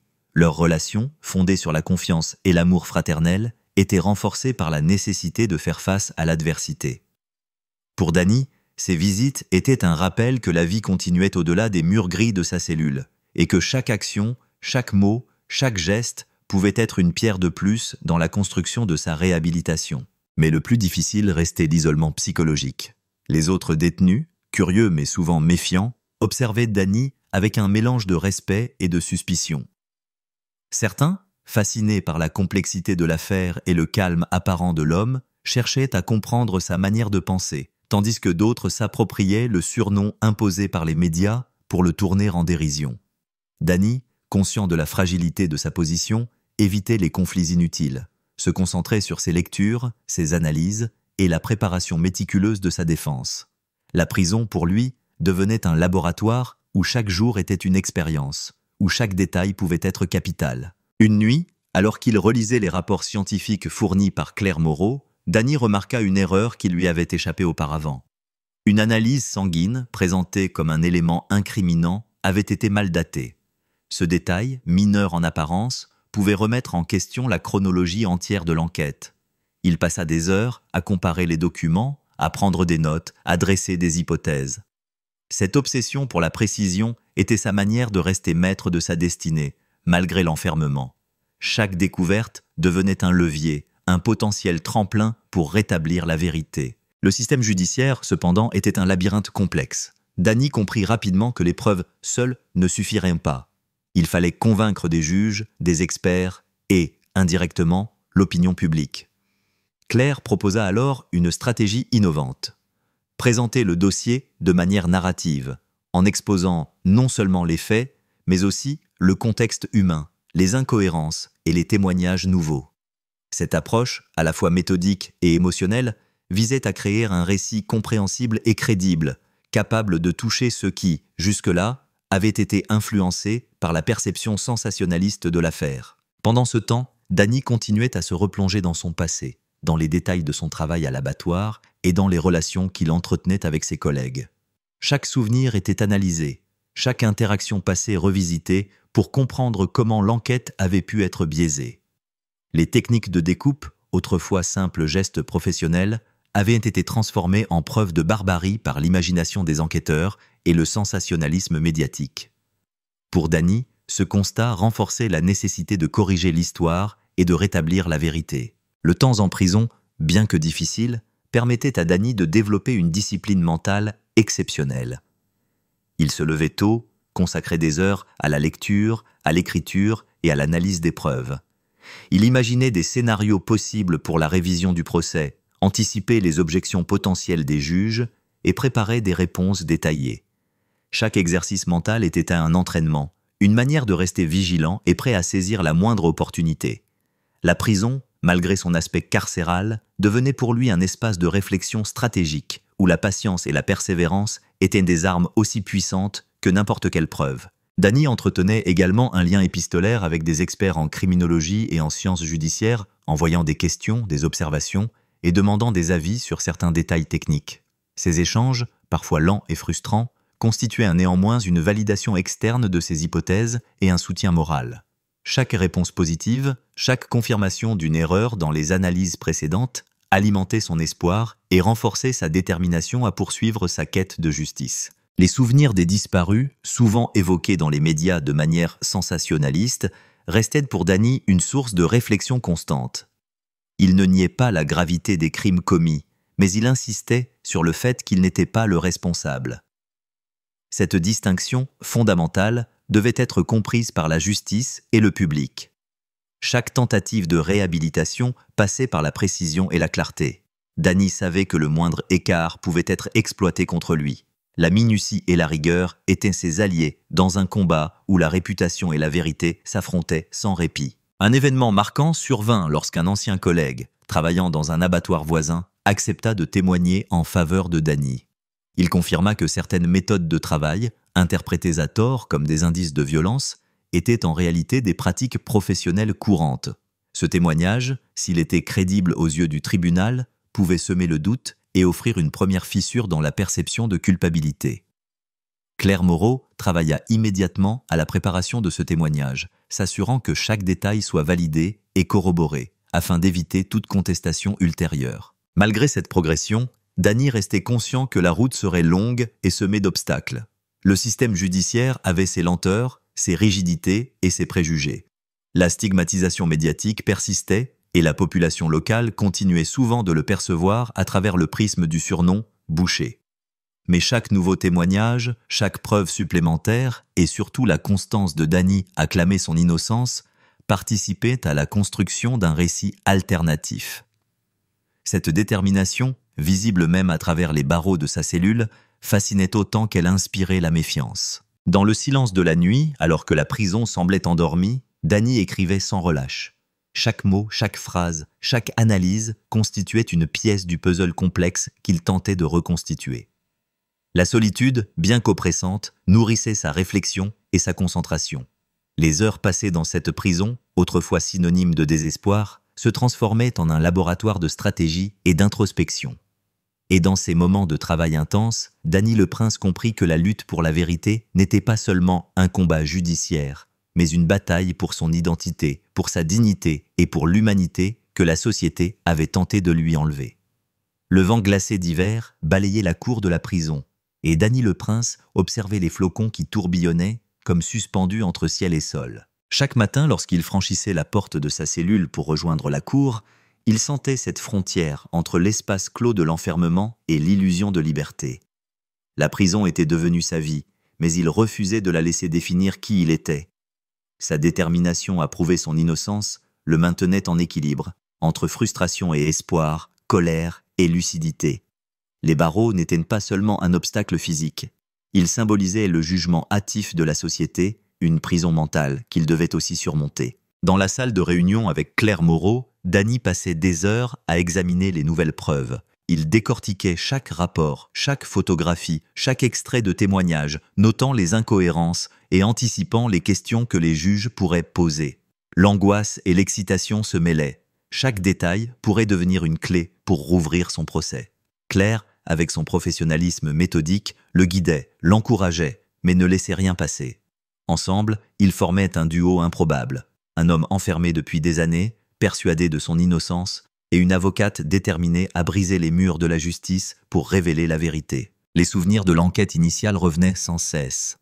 Dany se rappelait les interrogatoires interminables, les questions répétitives, les insinuations des enquêteurs. Il se souvenait des moments où il avait senti que son destin avait basculé, non pas à cause de faits concrets, mais à cause de perceptions biaisées. Chaque faux pas, chaque mot mal interprété avait été utilisé pour construire une image de criminel. Cette mémoire, douloureuse mais lucide, nourrissait sa stratégie. Il fallait démontrer que l'affaire reposait sur des approximations, des erreurs d'interprétation, et non sur une preuve tangible de culpabilité. Le surnom de boucher de la Sarthe continuait à le hanter, mais Dany avait trouvé une force dans ce stigmate. Il l'utilisait comme un moteur, un rappel quotidien que la vérité devait être défendue avec acharnement. Les médias, qu'il avait transformés en figures monstrueuses, pouvaient désormais servir son combat. Chaque interview, chaque lettre adressée à des journalistes honnêtes, chaque publication soigneusement encadrée était une manière de déconstruire le mythe et de replacer l'homme au centre de l'histoire. La bataille n'était pas seulement judiciaire, elle était aussi narrative, et Dany s'impliquait corps et âme pour réécrire la perception de son nom. Les visites familiales étaient un des moments précieux. Sa mère, silencieuse mais présente, lui apportait le réconfort d'une affection immuable. Sa sœur Marie, plus combative, apportait des nouvelles du monde extérieur, des contacts, des idées et surtout un soutien moral indéfectible. Ensemble, ils formaient un réseau fragile mais solide, capable de résister aux pressions de la stigmatisation et de l'isolement. Pour Dany, chaque interaction avec sa famille était une bouffée d'air dans un environnement oppressant, un rappel que le monde au-delà des murs existait encore et que son combat n'était pas vain. Un élément déterminant survint lorsqu'un témoin clé accepta de déclarer publiquement que certaines preuves avaient été manipulées ou mal interprétées. Cette révélation créa un frisson d'espoir. Dany savait que ce témoignage devait être préparé avec précision, chaque détail vérifié, chaque incohérence anticipée. Claire Moreau passa des jours à préparer le témoignage et Dany, bien qu'enfermé, se plongea dans une préparation mentale intense. Il répétait les questions, les réponses possibles et réfléchissait à chaque nuance qui pourrait influencer la perception du tribunal. Ce travail de précision, obsessionnel pour certains, était pour lui une nécessité vitale. La vie quotidienne en prison restait difficile. Les autres détenus, souvent indifférents ou méfiants, observaient Dany avec curiosité ou condescendance. Certains cherchaient à exploiter sa situation, tandis que d'autres le respectaient pour son calme et sa rigueur. Dany avait appris à naviguer dans cet écosystème complexe, éviter les conflits inutiles, établir des alliances prudentes et surtout maintenir sa concentration sur l'objectif ultime, prouver son innocence. La prison était un champ de bataille silencieux et chaque interaction pouvait avoir des conséquences sur sa santé mentale et sa stratégie. Les moments de solitude étaient transformés en opportunités de réflexion. Dany passait des heures à écrire, à analyser, à imaginer des scénarios. Son journal intime, rempli de notes méthodiques, devenait un outil précieux. Chaque ligne retraçait ses observations, ses hypothèses et ses stratégies pour le futur. La discipline mentale qu'il avait développée était remarquable. Malgré l'isolement, il cultivait une clarté et une précision dans sa pensée qui impressionnaient Claire Moreau. Ensemble, ils formaient une équipe soudée, alliant la ténacité d'un homme acculé à la perspicacité d'une avocate chevronnée. Le lien avec la société extérieure restait compliqué. Les médias continuaient de véhiculer des images sensationnalistes, parfois en contradiction avec les efforts de Dany et Claire. Cependant, certains journalistes commencèrent à enquêter plus sérieusement, confrontant les preuves et les témoignages. Cette attention nouvelle, plus équilibrée, donnait à Dany l'espoir que la vérité pourrait enfin percer. Chaque article favorable, chaque vérification minutieuse représentait un pas vers la réhabilitation, une opportunité de rétablir l'homme derrière le surnom. La réflexion de Dany allait au-delà de sa situation personnelle. Il pensait à la justice, à ses failles, à la manière dont une société pouvait juger sans connaître toute l'histoire. Cette lucidité, mêlée à son expérience personnelle, le transformait peu à peu en un observateur critique du système judiciaire. Il comprenait que la vérité n'était pas seulement une question de preuve, mais aussi de perception, de récit et d'interprétation. Sa lutte devenait ainsi un combat pour la justice, mais aussi pour la compréhension, pour montrer que l'homme pouvait être réduit à un mythe, et que ce mythe pouvait déformer la réalité. Un autre élément inattendu surgit lorsqu'un ancien collègue de Dany contacta Claire pour apporter des documents supplémentaires, prouvant que certains témoignages de l'enquête initiale étaient partiellement faux ou manipulés. Ces pièces, soigneusement vérifiées et recoupées, constituaient un dossier solide, capable de semer le doute dans l'esprit des juges. Dany et Claire passèrent des heures à examiner ces documents, à anticiper les questions et à préparer la présentation au tribunal. La tension était immense, mais l'adrénaline d'avoir enfin des preuves tangibles redonnait à Dany un sentiment de contrôle sur son destin. Malgré ces avancées, l'ombre de la stigmatisation persistait. Le surnom de boucher continuait à le suivre, chaque article de presse rappelant la perception négative de son personnage. Mais Dany avait appris à transformer cette pression en énergie constructive. Chaque intervention publique, chaque lettre, chaque note stratégique était un moyen de déconstruire le mythe, de replacer l'homme au centre de l'histoire. Il savait que la réhabilitation nécessiterait patience, persévérance et une approche méthodique. La vérité devait être exposée avec précision et clarté pour que le doute s'installe enfin dans l'esprit de ceux qui le jugeaient sans connaître toute l'histoire. Enfin, Dany continuait à réfléchir à son passé avec une lucidité presque clinique. Chaque souvenir, chaque geste, chaque interaction était analysée sous l'angle de la défense.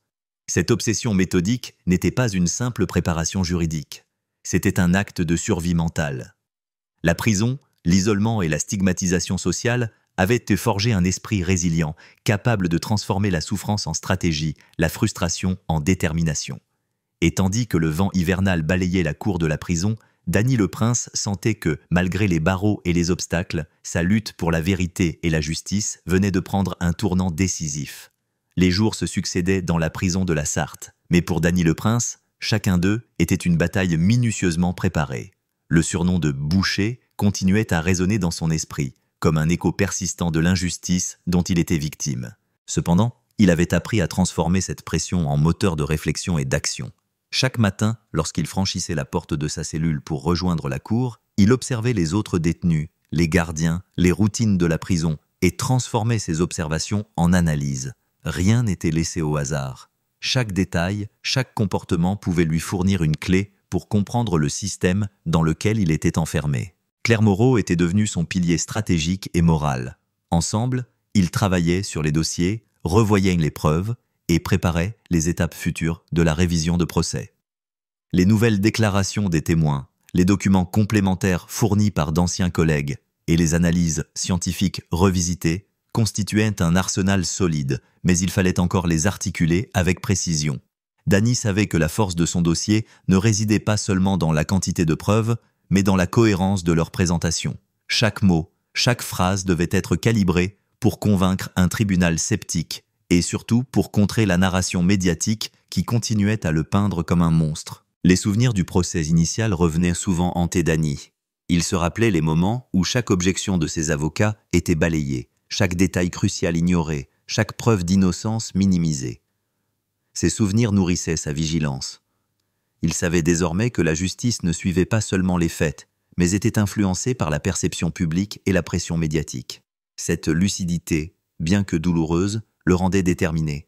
Il devait combler chaque lacune, anticiper chaque argument et construire un récit implacable de son innocence. Pendant ce temps, la prison restait un environnement complexe à gérer.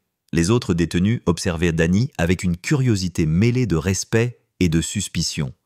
Certains cherchaient à tester sa résistance psychologique, d'autres étaient fascinés par sa discipline et sa patience. Danny avait appris à naviguer dans ce microcosme. Il évitait les confrontations inutiles, choisissait soigneusement ses alliances et transformait chaque interaction en observation stratégique. La prison n'était pas seulement un lieu d'enfermement, c'était un laboratoire où il pouvait aiguiser son esprit et renforcer sa résilience. Chaque nuit, Danny écrivait et relisait ses notes. Il organisait ses pensées, révisait les preuves et réfléchissait aux prochaines étapes. Cette discipline mentale était devenue sa survie. Les barreaux, le froid, l'isolement et le surnom médiatique n'étaient plus des obstacles, mais des catalyseurs de lucidité et de détermination. Il savait que sa seule chance résidait dans la constance et la précision. Chaque mot prononcé, chaque preuve présentée devait être irréprochable. Un jour, un élément crucial survint. Un ancien employé de l'abattoir accepta de témoigner en détail sur les procédures de travail, confirmant que certaines actions interprétées à tort comme des signes de violence faisaient partie du protocole normal. Ce témoignage, s'il était accepté, pouvait créer un précédent et semer le doute dans l'esprit du tribunal. Claire Moreau et Danny passèrent des heures à préparer la manière dont ce témoignage serait présenté, anticipant les questions des juges et les éventuelles objections de l'accusation. Chaque détail était examiné, chaque formulation soigneusement pesée. Les lettres et courriers envoyés par des experts extérieurs renforçaient également la stratégie de Danny. Des analyses indépendantes confirmaient des erreurs dans l'enquête initiale, des incohérences dans les témoignages et des interprétations erronées des preuves scientifiques. Pour Danny, chaque confirmation constituait une victoire silencieuse. Il comprenait que la route serait encore longue, mais il sentait que le vent tournait, que la possibilité d'une révision du procès devenait tangible. Cette lueur d'espoir nourrissait sa détermination, lui donnant la force de supporter l'isolement et les regards méfiants des autres détenus. Parallèlement, Danny réfléchissait à la perception publique. Il savait que le surnom de boucher continuerait à influencer l'opinion même si les preuves étaient en sa faveur. Il décida donc d'adopter une stratégie de communication prudente. Sélectionner soigneusement les journalistes fiables, préparer des déclarations précises et éviter toute exposition susceptible de déformer ses propos. L'objectif n'était pas seulement de convaincre la justice, mais de rétablir son image auprès de la société. Chaque lettre, chaque interview, chaque communiqué était une pièce du puzzle de réhabilitation qu'il construisait patiemment. Les moments de doute existaient, bien sûr. La solitude, le poids du jugement public et la longue attente pesaient lourdement. Danny passait parfois des heures à contempler les barreaux, à se demander si la justice parviendrait un jour à entendre sa vérité. Mais ces moments étaient suivis d'une réflexion méthodique. Il transformait la frustration en analyse, la colère en stratégie. Chaque obstacle était une occasion de renforcer ses arguments et de préparer la prochaine étape. Cette discipline mentale, née de l'adversité, faisait de lui un stratège inattendu et persévérant. L'arrivée d'un nouveau dossier médico-légal donna un nouvel élan à Danny. Des examens complémentaires révélèrent que certaines traces, initialement attribuées à des victimes présumées, provenaient en réalité d'autres sources. Cette découverte, inattendue, offrait un argument solide pour contester la chronologie des événements et remettre en question la crédibilité de certaines preuves. Claire et Danny étudièrent longuement ces résultats, les intégrant à leur stratégie globale. Chaque détail, aussi minime soit-il, devenait crucial pour construire un récit cohérent et convaincant. La relation avec sa famille demeurait un pilier fondamental. Les visites étaient des moments d'échange intenses. Danny partageait ses analyses, ses stratégies et recevait en retour des encouragements, des nouvelles et un soutien moral indispensable. Sa sœur Marie jouait un rôle central, servant de médiatrice avec le monde extérieur, transmettant les informations aux journalistes sérieux et veillant à ce que l'histoire de Danny ne soit pas oubliée ou déformée. Sa mère, quant à elle, apportait la stabilité émotionnelle, la tendresse silencieuse qui rappelait à Danny qu'il n'était pas seul. Ces liens familiaux étaient un contrepoids aux pressions psychologiques de la prison et de l'opinion publique. Les préparations pour la révision du procès se poursuivaient avec intensité. Chaque document, chaque témoignage, chaque analyse scientifique était examiné, recoupé et intégré à une stratégie globale. Dany passait des heures à répéter ses déclarations, à anticiper les objections, à s'assurer que sa version des faits soit claire et compréhensible. Cette rigueur, combinée à l'expertise de Claire, constituait un arsenal méthodique capable de défier la perception dominante de son innocence ou de sa culpabilité. Enfin, Dany comprit que sa lutte n'était pas seulement pour lui-même, mais pour la justice en général. Il voyait désormais son combat comme un exemple de la manière dont la société peut juger sans connaître tous les faits, comment les perceptions et le sensationnalisme peuvent transformer un homme ordinaire en monstre public. Cette lucidité renforçait sa détermination. Il devait continuer, coûte que coûte, à défendre la vérité, à démontrer que le surnom de boucher n'était qu'une illusion créée par la peur et l'incompréhension. Le printemps approchait à petits pas dans la Sarthe, mais à l'intérieur des murs de la prison, le temps semblait s'étirer de manière presque irréelle. Pour Dany le Prince, chaque jour était un mélange de routine carcérale et d'anticipation stratégique. Il avait transformé son enfermement en un espace de réflexion et de préparation méthodique. Les barreaux, les cellules et les couloirs froids n'étaient plus seulement des contraintes physiques, mais des repères temporels, chaque mouvement et chaque interaction devenant un élément du puzzle qu'il tentait de résoudre pour prouver son innocence. La relation avec Claire Moreau avait atteint une profondeur insoupçonnée. Elle n'était plus simplement son avocate, mais un partenaire intellectuel, un guide capable de décoder les complexités juridiques et scientifiques avec une précision remarquable. Chaque réunion devenait un laboratoire de stratégie. Ensemble, ils exploraient chaque faille possible dans l'enquête initiale, anticipaient les arguments de l'accusation et peaufinaient les détails de la présentation à venir. Dany se rendait compte que la minutie n'était pas une option. Chaque omission, chaque approximation pourrait compromettre des années de lutte pour la vérité. Les souvenirs du procès original revenaient souvent à l'esprit de Dany. Les regards des jurés, les mots des témoins, les interventions parfois maladroites de ses précédents avocats. Tout cela constituait un mélange de frustration et de lucidité.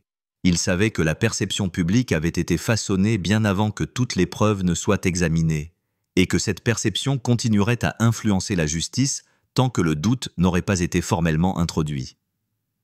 Cette conscience aiguë de la réalité sociétale le poussait à perfectionner chaque détail de sa défense, à anticiper chaque interprétation possible et à s'assurer que la cohérence de son récit soit irréprochable. Parallèlement, l'environnement carcéral continuait à exercer une pression constante. Les autres détenus, certains curieux, d'autres méfiants, observaient Dany avec un mélange de respect et de suspicion. Il avait appris à se mouvoir dans cet écosystème complexe, à éviter les conflits inutiles et à utiliser les interactions comme des opportunités d'observation. Chaque mot, chaque geste, chaque réaction des surveillants ou des détenus pouvait fournir des indices sur la dynamique interne de la prison, sur la manière dont les informations circulaient et sur les alliances possibles.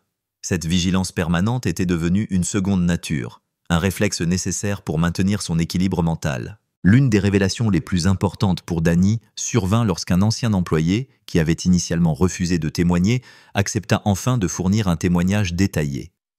Ce dernier confirmait que plusieurs procédures interprétées comme suspectes étaient en réalité des pratiques professionnelles standards, mais que l'enquête initiale les avait déformées pour soutenir la thèse de la culpabilité. L'impact potentiel de ce témoignage était immense. Il pouvait semer le doute sur la chronologie des événements et sur l'interprétation des preuves. Claire et Dany passèrent des jours à préparer la manière de présenter ce témoignage, anticipant chaque question, chaque objection, chaque détail qui pourrait être mis en doute par l'accusation. La réflexion de Dany allait bien au-delà de sa situation personnelle. Il pensait à la société, à la manière dont les histoires sensationnalistes pouvaient influencer l'opinion, et à la fragilité des perceptions lorsqu'elles sont confrontées à un manque de preuves. Cette lucidité, née de sa propre expérience, lui donnait une perspective rare sur le fonctionnement du système judiciaire et des médias. Chaque erreur, chaque simplification abusive, chaque jugement hâtif renforçait sa détermination à rétablir la vérité, non seulement pour lui-même, mais pour tous ceux qui pourraient être victimes d'injustices similaires. Les lettres et communications avec des experts extérieurs se multipliaient. Des analyses indépendantes, des vérifications scientifiques et des témoignages corroboratifs arrivaient par courrier. Chaque nouveau document était scrupuleusement examiné, intégrée à la stratégie globale et utilisée pour renforcer le dossier de révision de procès. Pour Dany, chaque validation externe constituait un soutien tangible, une preuve que son combat n'était pas vain et que la vérité pouvait encore émerger, malgré les années d'injustice et la pression médiatique. La relation avec sa famille demeurait un pilier essentiel de sa résilience. Les visites, souvent brèves mais intenses, étaient des moments de réconfort et d'échanges stratégiques.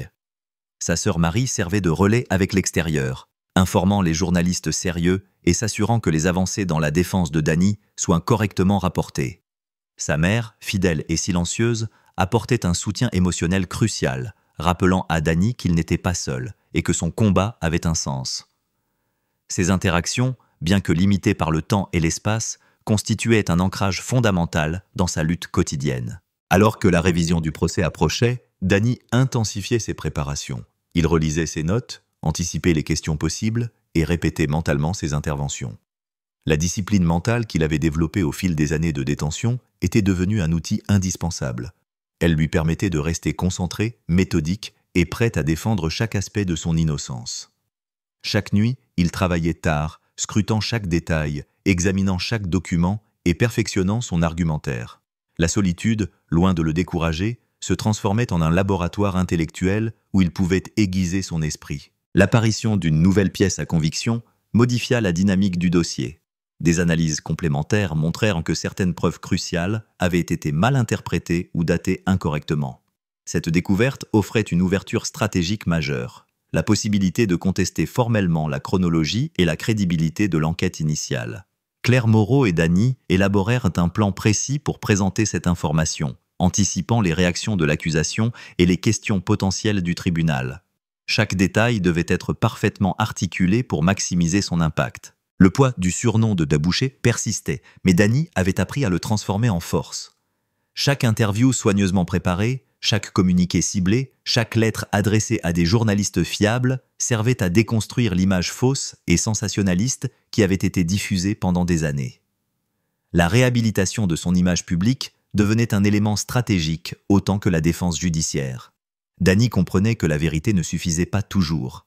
Elle devait être exposée clairement, méthodiquement et avec une précision implacable. En parallèle, il continuait à analyser le comportement des autres détenus et du personnel pénitentiaire. Chaque interaction, chaque observation servait à affiner sa compréhension de l'environnement dans lequel il évoluait. Cette attention minutieuse aux détails, combinée à son travail sur les preuves, lui permettait de maintenir un équilibre psychologique fragile mais nécessaire. La prison était devenue un espace de réflexion, de stratégie et d'observation constante, où chaque jour offrait l'opportunité de se rapprocher un peu plus de la vérité. Enfin, Dany commençait à percevoir la lumière au bout du tunnel.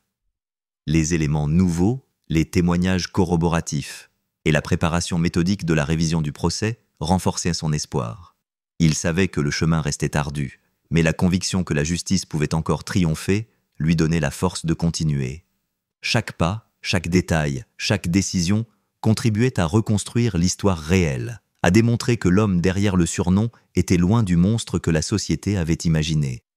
Et dans le silence de sa cellule, Dany le Prince se préparait à affronter la confrontation finale, armé de la patience, de la rigueur et de la détermination qui avait forgé sa survie mentale et sa lutte pour la vérité. L'été approchait dans la Sarthe, mais derrière les murs gris de la prison, la chaleur semblait se confondre avec la tension permanente qui habitait Dany le Prince. Chaque jour était une répétition silencieuse des enjeux, une préparation minutieuse pour la confrontation judiciaire qui se profilait. Les journées se succédaient, rythmées par les routines carcérales, les visites familiales et les rencontres avec Claire Moreau. Pourtant, chaque moment avait été transformé en opportunité. Chaque conversation, chaque document, chaque détail observé devenait un outil pour renforcer son dossier et préparer sa défense. Les nouvelles preuves, récemment intégrées, avaient transformé l'atmosphère. Des témoignages auparavant ignorés, des rapports scientifiques réexaminés et des documents d'archives révélant des incohérences dans l'enquête initiale donnaient une crédibilité nouvelle aux arguments de Dany. Il passait des heures à les analyser, à comprendre leurs implications et à imaginer la manière dont elles seraient présentées devant le tribunal. Cette attention méticuleuse aux détails était devenue son quotidien, un mélange de discipline, d'obsession et de stratégie. Dany réfléchissait souvent à la manière dont son image publique avait été façonnée par les médias. Le surnom de « boucher de la Sarthe » continuait de résonner dans les articles, les émissions et les discussions de quartier. Mais désormais, il percevait cette stigmatisation comme une arme à double tranchant. Si elle avait contribué à sa condamnation et à l'isolement social, elle pouvait également servir à montrer à quel point la perception publique avait été manipulée et comment la vérité avait été occultée. Chaque interview soigneusement orchestrée, chaque lettre envoyée à des journalistes sérieux devenait un instrument pour déconstruire le mythe et rétablir la réalité. Sa relation avec Claire Moreau s'était renforcée au fil des mois. Ensemble, ils avaient développé une complicité intellectuelle et stratégique. Claire comprenait la complexité des émotions de Dany, mais elle savait aussi canaliser cette énergie dans une direction constructive. Leurs réunions duraient parfois des heures, ponctuées d'analyses, de simulations de procès et de discussions sur la meilleure manière de présenter chaque élément de preuve. Dany avait appris à faire confiance à son jugement, mais aussi à celui de Claire. Leur collaboration représentait un équilibre parfait entre expertise juridique et connaissance intime du dossier. Le quotidien en prison, malgré la discipline et la préparation, restait éprouvant. Les interactions avec les autres détenus et le personnel pénitentiaire nécessitaient vigilance et prudence. Chaque mot, chaque geste pouvait être interprété. Chaque regard pouvait révéler une intention cachée. Dany avait appris à naviguer dans ce microcosme, à maintenir son calme et sa lucidité malgré les provocations et les tensions. La prison, loin d'être seulement un lieu d'enfermement, était devenue un terrain d'entraînement pour son esprit, un espace où il pouvait affiner sa stratégie et sa résilience. Un élément clé survint lorsqu'un témoin, longtemps silencieux, accepta enfin de livrer son témoignage. Ce dernier confirmait que certaines interprétations des preuves avaient été biaisées et que des conclusions hâtives avaient été tirées. L'importance de ce témoignage était majeure. Il remettait en question la crédibilité de l'enquête initiale et offrait un levier stratégique considérable pour la révision du procès. Dany et Claire passèrent des jours à préparer sa présentation, anticipant chaque question, chaque objection et chaque angle d'attaque possible de la part de l'accusation. Cette préparation méticuleuse était essentielle. Chaque détail pouvait faire basculer la perception du tribunal. Dany utilisait également la solitude de la prison comme un outil de réflexion. Les heures passées dans sa cellule étaient consacrées à l'écriture, à l'analyse et à la simulation mentale de toutes les situations possibles. Il relisait ses notes, recoupait les informations et réfléchissait à chaque étape de sa stratégie. Cette discipline mentale lui permettait non seulement de rester concentré, mais aussi de transformer l'isolement en une force. Chaque mot écrit, chaque détail étudié renforçait sa conviction que la vérité pouvait être mise en lumière, malgré les obstacles. L'approche médiatique était désormais réfléchie et précise. Dany comprenait que les opinions publiques pouvaient influencer indirectement les décisions judiciaires. Chaque lettre, chaque communiqué, chaque entretien avec des journalistes choisis servait à préparer le terrain pour la révision du procès. L'objectif n'était pas seulement de convaincre les juges, mais aussi de réhabiliter son image et de montrer que le surnom de « boucher » était un artifice sensationnaliste qui ne reflétait pas la réalité. Chaque mot, chaque phrase était pesé avec soin, dans le souci de la précision et de l'impact. Le lien avec sa famille restait central. Les visites étaient l'occasion de partager les avancées, de discuter des nouvelles stratégies et de recevoir un soutien moral crucial. Sa sœur Marie jouait un rôle déterminant en relayant les informations à l'extérieur, en surveillant la couverture médiatique et en s'assurant que les progrès dans la révision du procès soient correctement diffusés. Sa mère, silencieuse mais présente, apportait un équilibre émotionnel indispensable. Ces interactions, bien que limitées dans le temps, constituaient un ancrage fondamental pour Dany, lui rappelant qu'il n'était pas seul dans sa lutte. Parallèlement, Dany continuait à revisiter son passé professionnel et personnel. Chaque détail, chaque interaction, chaque souvenir était examiné sous l'angle de la défense. Les pratiques professionnelles de l'abattoir, mal interprétées lors de l'enquête initiale, étaient maintenant réexaminées avec précision. Cette introspection méthodique permettait à Dany de mieux comprendre comment les erreurs avaient pu se produire et comment elles pouvaient être corrigées dans le cadre juridique. La tension montait à mesure que la révision du procès approchait. Dany, bien que préparé et confiant dans la solidité des nouvelles preuves, ressentait le poids de l'enjeu. La réussite de cette révision déterminerait non seulement sa liberté, mais aussi la reconnaissance de son innocence par la justice et par la société. Cette pression intense mais motivante, renforçait sa discipline et son engagement. Chaque décision, chaque action, chaque réflexion était orientée vers un seul objectif, prouver sa vérité. Enfin, Dany percevait que son combat dépassait sa propre personne. Il comprenait que son cas illustrait les dangers du sensationnalisme, de la stigmatisation et des erreurs judiciaires. La lutte pour son innocence devenait aussi un combat pour montrer comment la justice pouvait être influencée par la perception publique et comment la vérité pouvait être obscurcie par des jugements hâtifs. Cette conscience élargissait son engagement. Il ne s'agissait plus seulement de se défendre, mais de défendre le principe même de justice et d'équité. Ainsi, chaque jour, Dany le Prince avançait méthodiquement dans sa préparation, renforçant ses arguments, consolidant ses preuves et affinant sa stratégie. Il transformait la stigmatisation, l'isolement et la pression en une force constructive. Chaque élément nouveau, chaque détail vérifié, chaque interaction réfléchie contribuait à la construction d'un dossier solide et crédible. Et alors que le soleil d'été éclairait la cour de la prison, Dany se préparait à affronter le tribunal avec la détermination, la discipline et la lucidité qui avaient de guider chacune de ses journées d'enfermement.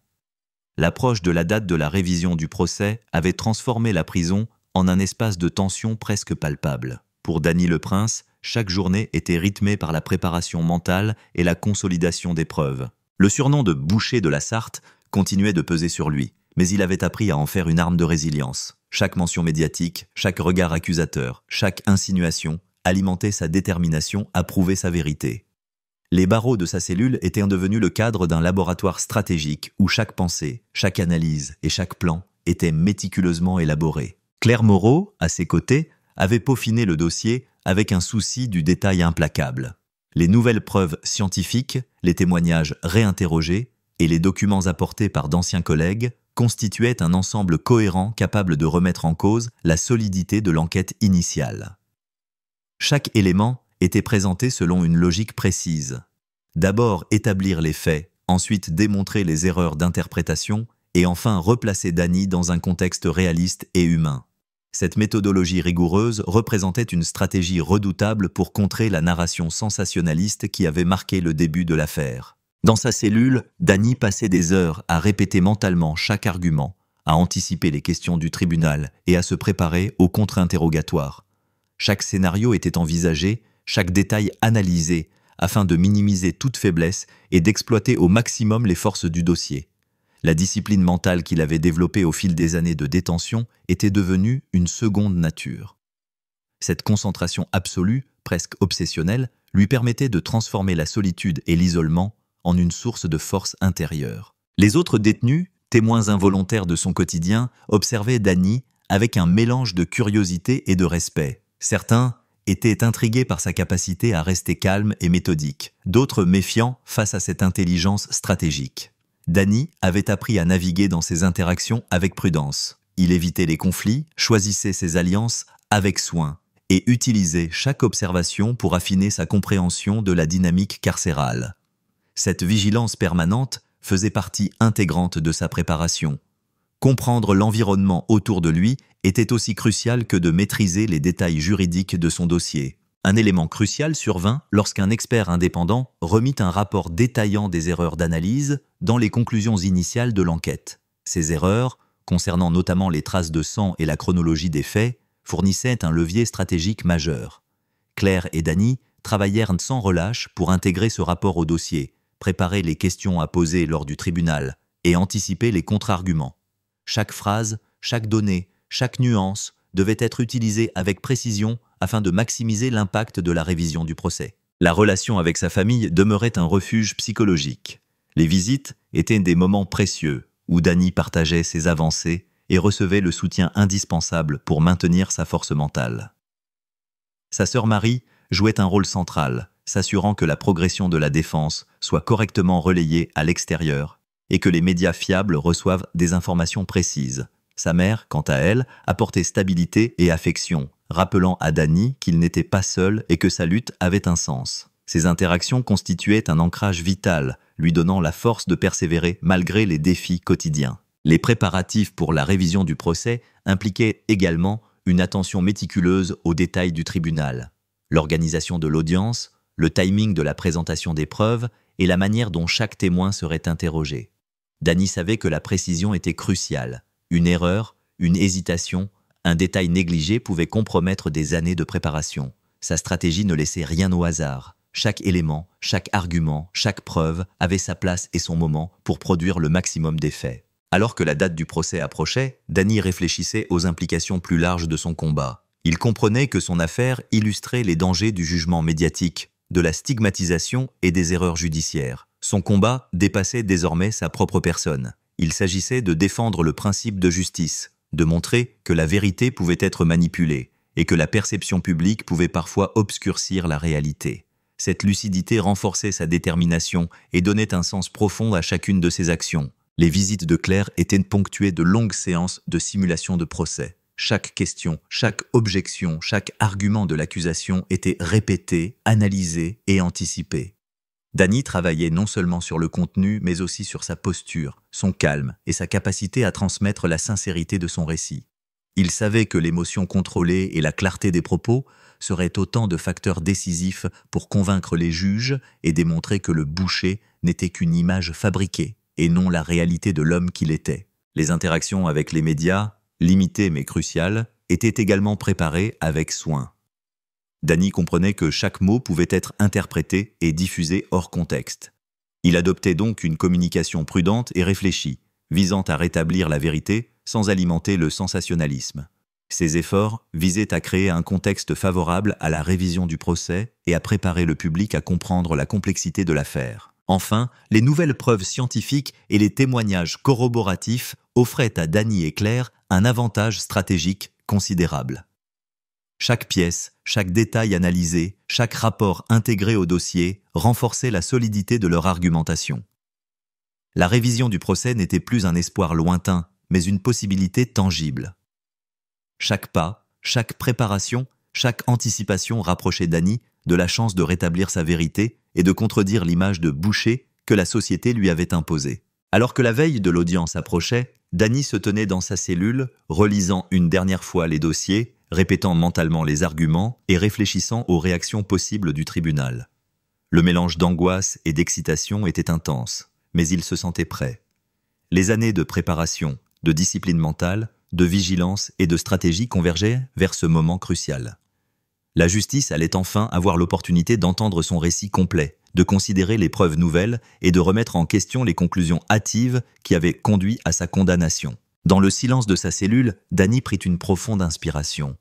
Il savait que le combat final ne serait pas facile, que la pression médiatique et l'opinion publique continueraient à peser, mais il se sentait armé de la force intérieure acquise au fil des années. Chaque effort, chaque sacrifice, chaque instant de réflexion méthodique avait contribué à cette préparation. Le moment était venu de faire face au tribunal avec lucidité, précision et détermination.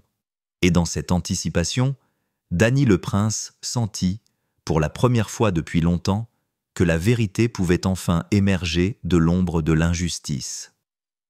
Le grand jour était enfin arrivé. L'air dans la salle d'audience semblait chargé de tension, chaque chuchotement, chaque regard, chaque mouvement semblant amplifier l'importance de l'instant. Pour Dany le Prince, la longue attente, les années d'isolement et la préparation minutieuse convergeaient en un seul point. Ce moment où la vérité pourrait enfin être entendue. Les journalistes s'étaient installés derrière les barrières, les juges prenaient place et le tribunal semblait respirer avec une gravité presque palpable. Dany, calme mais concentré, observait chaque détail, notant mentalement les réactions, les postures et les micro-expressions de chacun. Claire Moreau était à ses côtés, son dossier parfaitement organisé, les copies des preuves prêtes à être présentées et son calme professionnel contrastant avec l'émotion contenue de Dany. Ils avaient répété chaque scénario, anticipé chaque objection et préparé une stratégie de présentation qui avait été peaufinée pendant des mois, voire des années. Chaque document, chaque témoignage, chaque argument avait été minutieusement vérifié et intégré dans un récit cohérent et implacable. Le procès commença par les exposés introductifs de l'accusation et de la défense.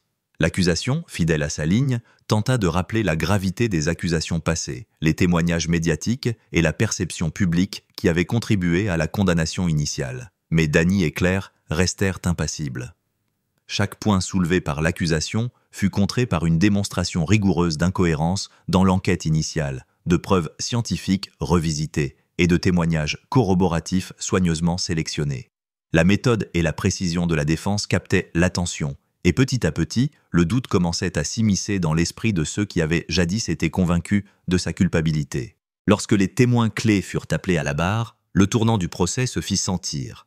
L'ancien employé de l'abattoir, dont le témoignage avait été préparé avec soin, décrivit en détail les procédures normales qui avaient été interprétées à tort comme des actes de violence. Sa démonstration factuelle et précise, accompagnée de documents et de preuves visuelles, sema le doute dans l'esprit de nombreux jurés et fit vaciller les conclusions hâtives de l'enquête initiale. Danny suivait attentivement, notant chaque réaction, chaque hésitation et chaque signe de compréhension de la part des juges. Les experts scientifiques indépendants furent également appelés.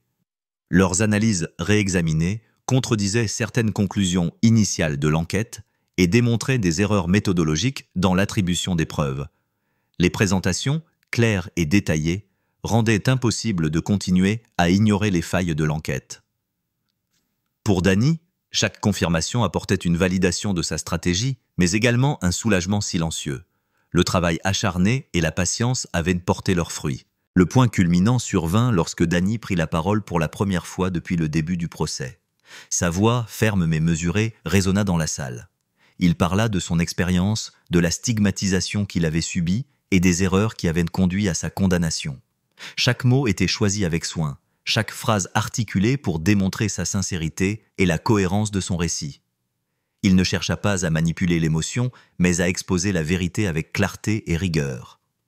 Son témoignage, loin de l'image sensationnaliste du boucher, montrait un homme méthodique, réfléchi et victime d'une série d'injustices. Les réactions dans la salle étaient palpables. Les juges prenaient des notes attentivement, les jurés semblaient absorbés, et même certains observateurs médiatiques se laissèrent surprendre par la cohérence et la profondeur de ses propos. Les mois et années de préparation méthodique, d'analyse et de discipline mentale se manifestaient dans chaque mot, chaque geste, chaque réponse aux questions posées. Danny était à la fois l'accusé et le stratège, transformant la confrontation en un moment de vérité inéluctable. L'audience se poursuivit avec la présentation de preuves complémentaires. Chaque document, chaque rapport, chaque témoignage fut méthodiquement exposé et l'impact sur l'Assemblée se fit sentir. Les incohérences de l'enquête initiale apparaissaient désormais avec évidence, et le récit de Danny prenait forme comme une construction solide, indéniable. Les conclusions hâtives, les jugements superficiels et les médias sensationnalistes ne pouvaient plus masquer la réalité. Un homme avait été jugé sur des apparences et non sur des faits vérifiés. Alors que le procès touchait à sa fin, Claire résuma les arguments avec précision, soulignant les erreurs, les incohérences et les preuves nouvelles. Son exposé, méthodique et implacable, renforça la crédibilité de Danny et permit de montrer que sa condamnation initiale reposait sur des fondations fragiles. Les jurés, attentifs et concentrés, semblaient ressentir la portée de cette révision. La vérité, enfin, était exposée dans toute sa complexité. Après des heures de témoignages et de débats, le tribunal se retira pour délibérer. Danny resta assis, observant le silence pesant, mais gardant une confiance tranquille. Il savait que les preuves étaient solides, que son témoignage avait été clair et cohérent, et que la préparation méthodique avait porté ses fruits. La longue attente, la solitude, la stigmatisation et les années d'injustice convergeaient désormais vers un moment décisif. Les délibérations furent longues. Dans la salle d'audience, le silence était ponctué de chuchotements à peine audibles, d'analyses discrètes des documents et de gestes de concentration. Danny, malgré l'angoisse latente, demeurait calme, maîtrisant son souffle et ses pensées. Il savait que le verdict allait déterminer non seulement son avenir immédiat, mais aussi la reconnaissance officielle de son innocence. Chaque minute qui passait renforçait son anticipation et la force de son engagement. Lorsque le juge prononça enfin le verdict, l'atmosphère devint électrique.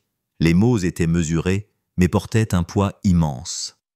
La reconnaissance des erreurs de l'enquête, la validation des preuves nouvelles et l'acceptation de l'innocence de Danny furent proclamées avec une clarté qui laissait peu de place au doute. Un mélange de soulagement, d'émotion et de fatigue se manifesta sur son visage. Les années d'isolement, de préparation et de lutte pour la vérité avaient trouvé leur aboutissement. La sortie de la prison fut un moment d'émotion intense. Sa famille, fidèle et présente depuis le début, l'accueillit avec des larmes et des embrassades. Les journalistes, bien que présents, observaient avec un respect nouvellement acquis, conscients que l'histoire avait été bien plus complexe et nuancée qu'ils ne l'avaient imaginé.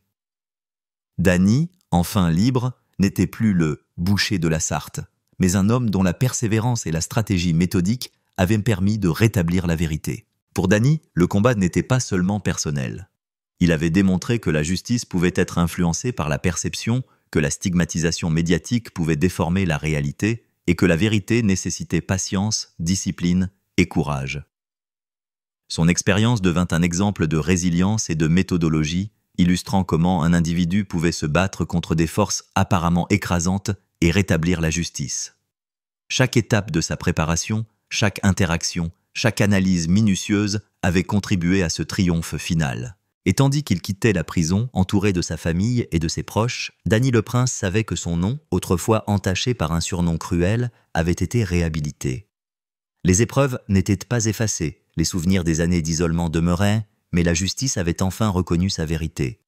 La lutte pour l'innocence avait trouvé son aboutissement, et la société devait désormais comprendre que derrière chaque stigmatisation se cache souvent une complexité qui mérite d'être explorée et respectée. Dans le silence d'une fin de journée, Dany leva les yeux vers le ciel, respirant profondément l'air de liberté. Les années de lutte pour rétablir la vérité avaient forgé un homme capable de patience, de réflexion et de résilience. La réhabilitation n'était pas seulement juridique, mais humaine. Et bien que le surnom de boucher puisse encore hanter certains esprits, la vérité de Dany le Prince, méthodiquement prouvée et solidement établie, demeurait irréfutable.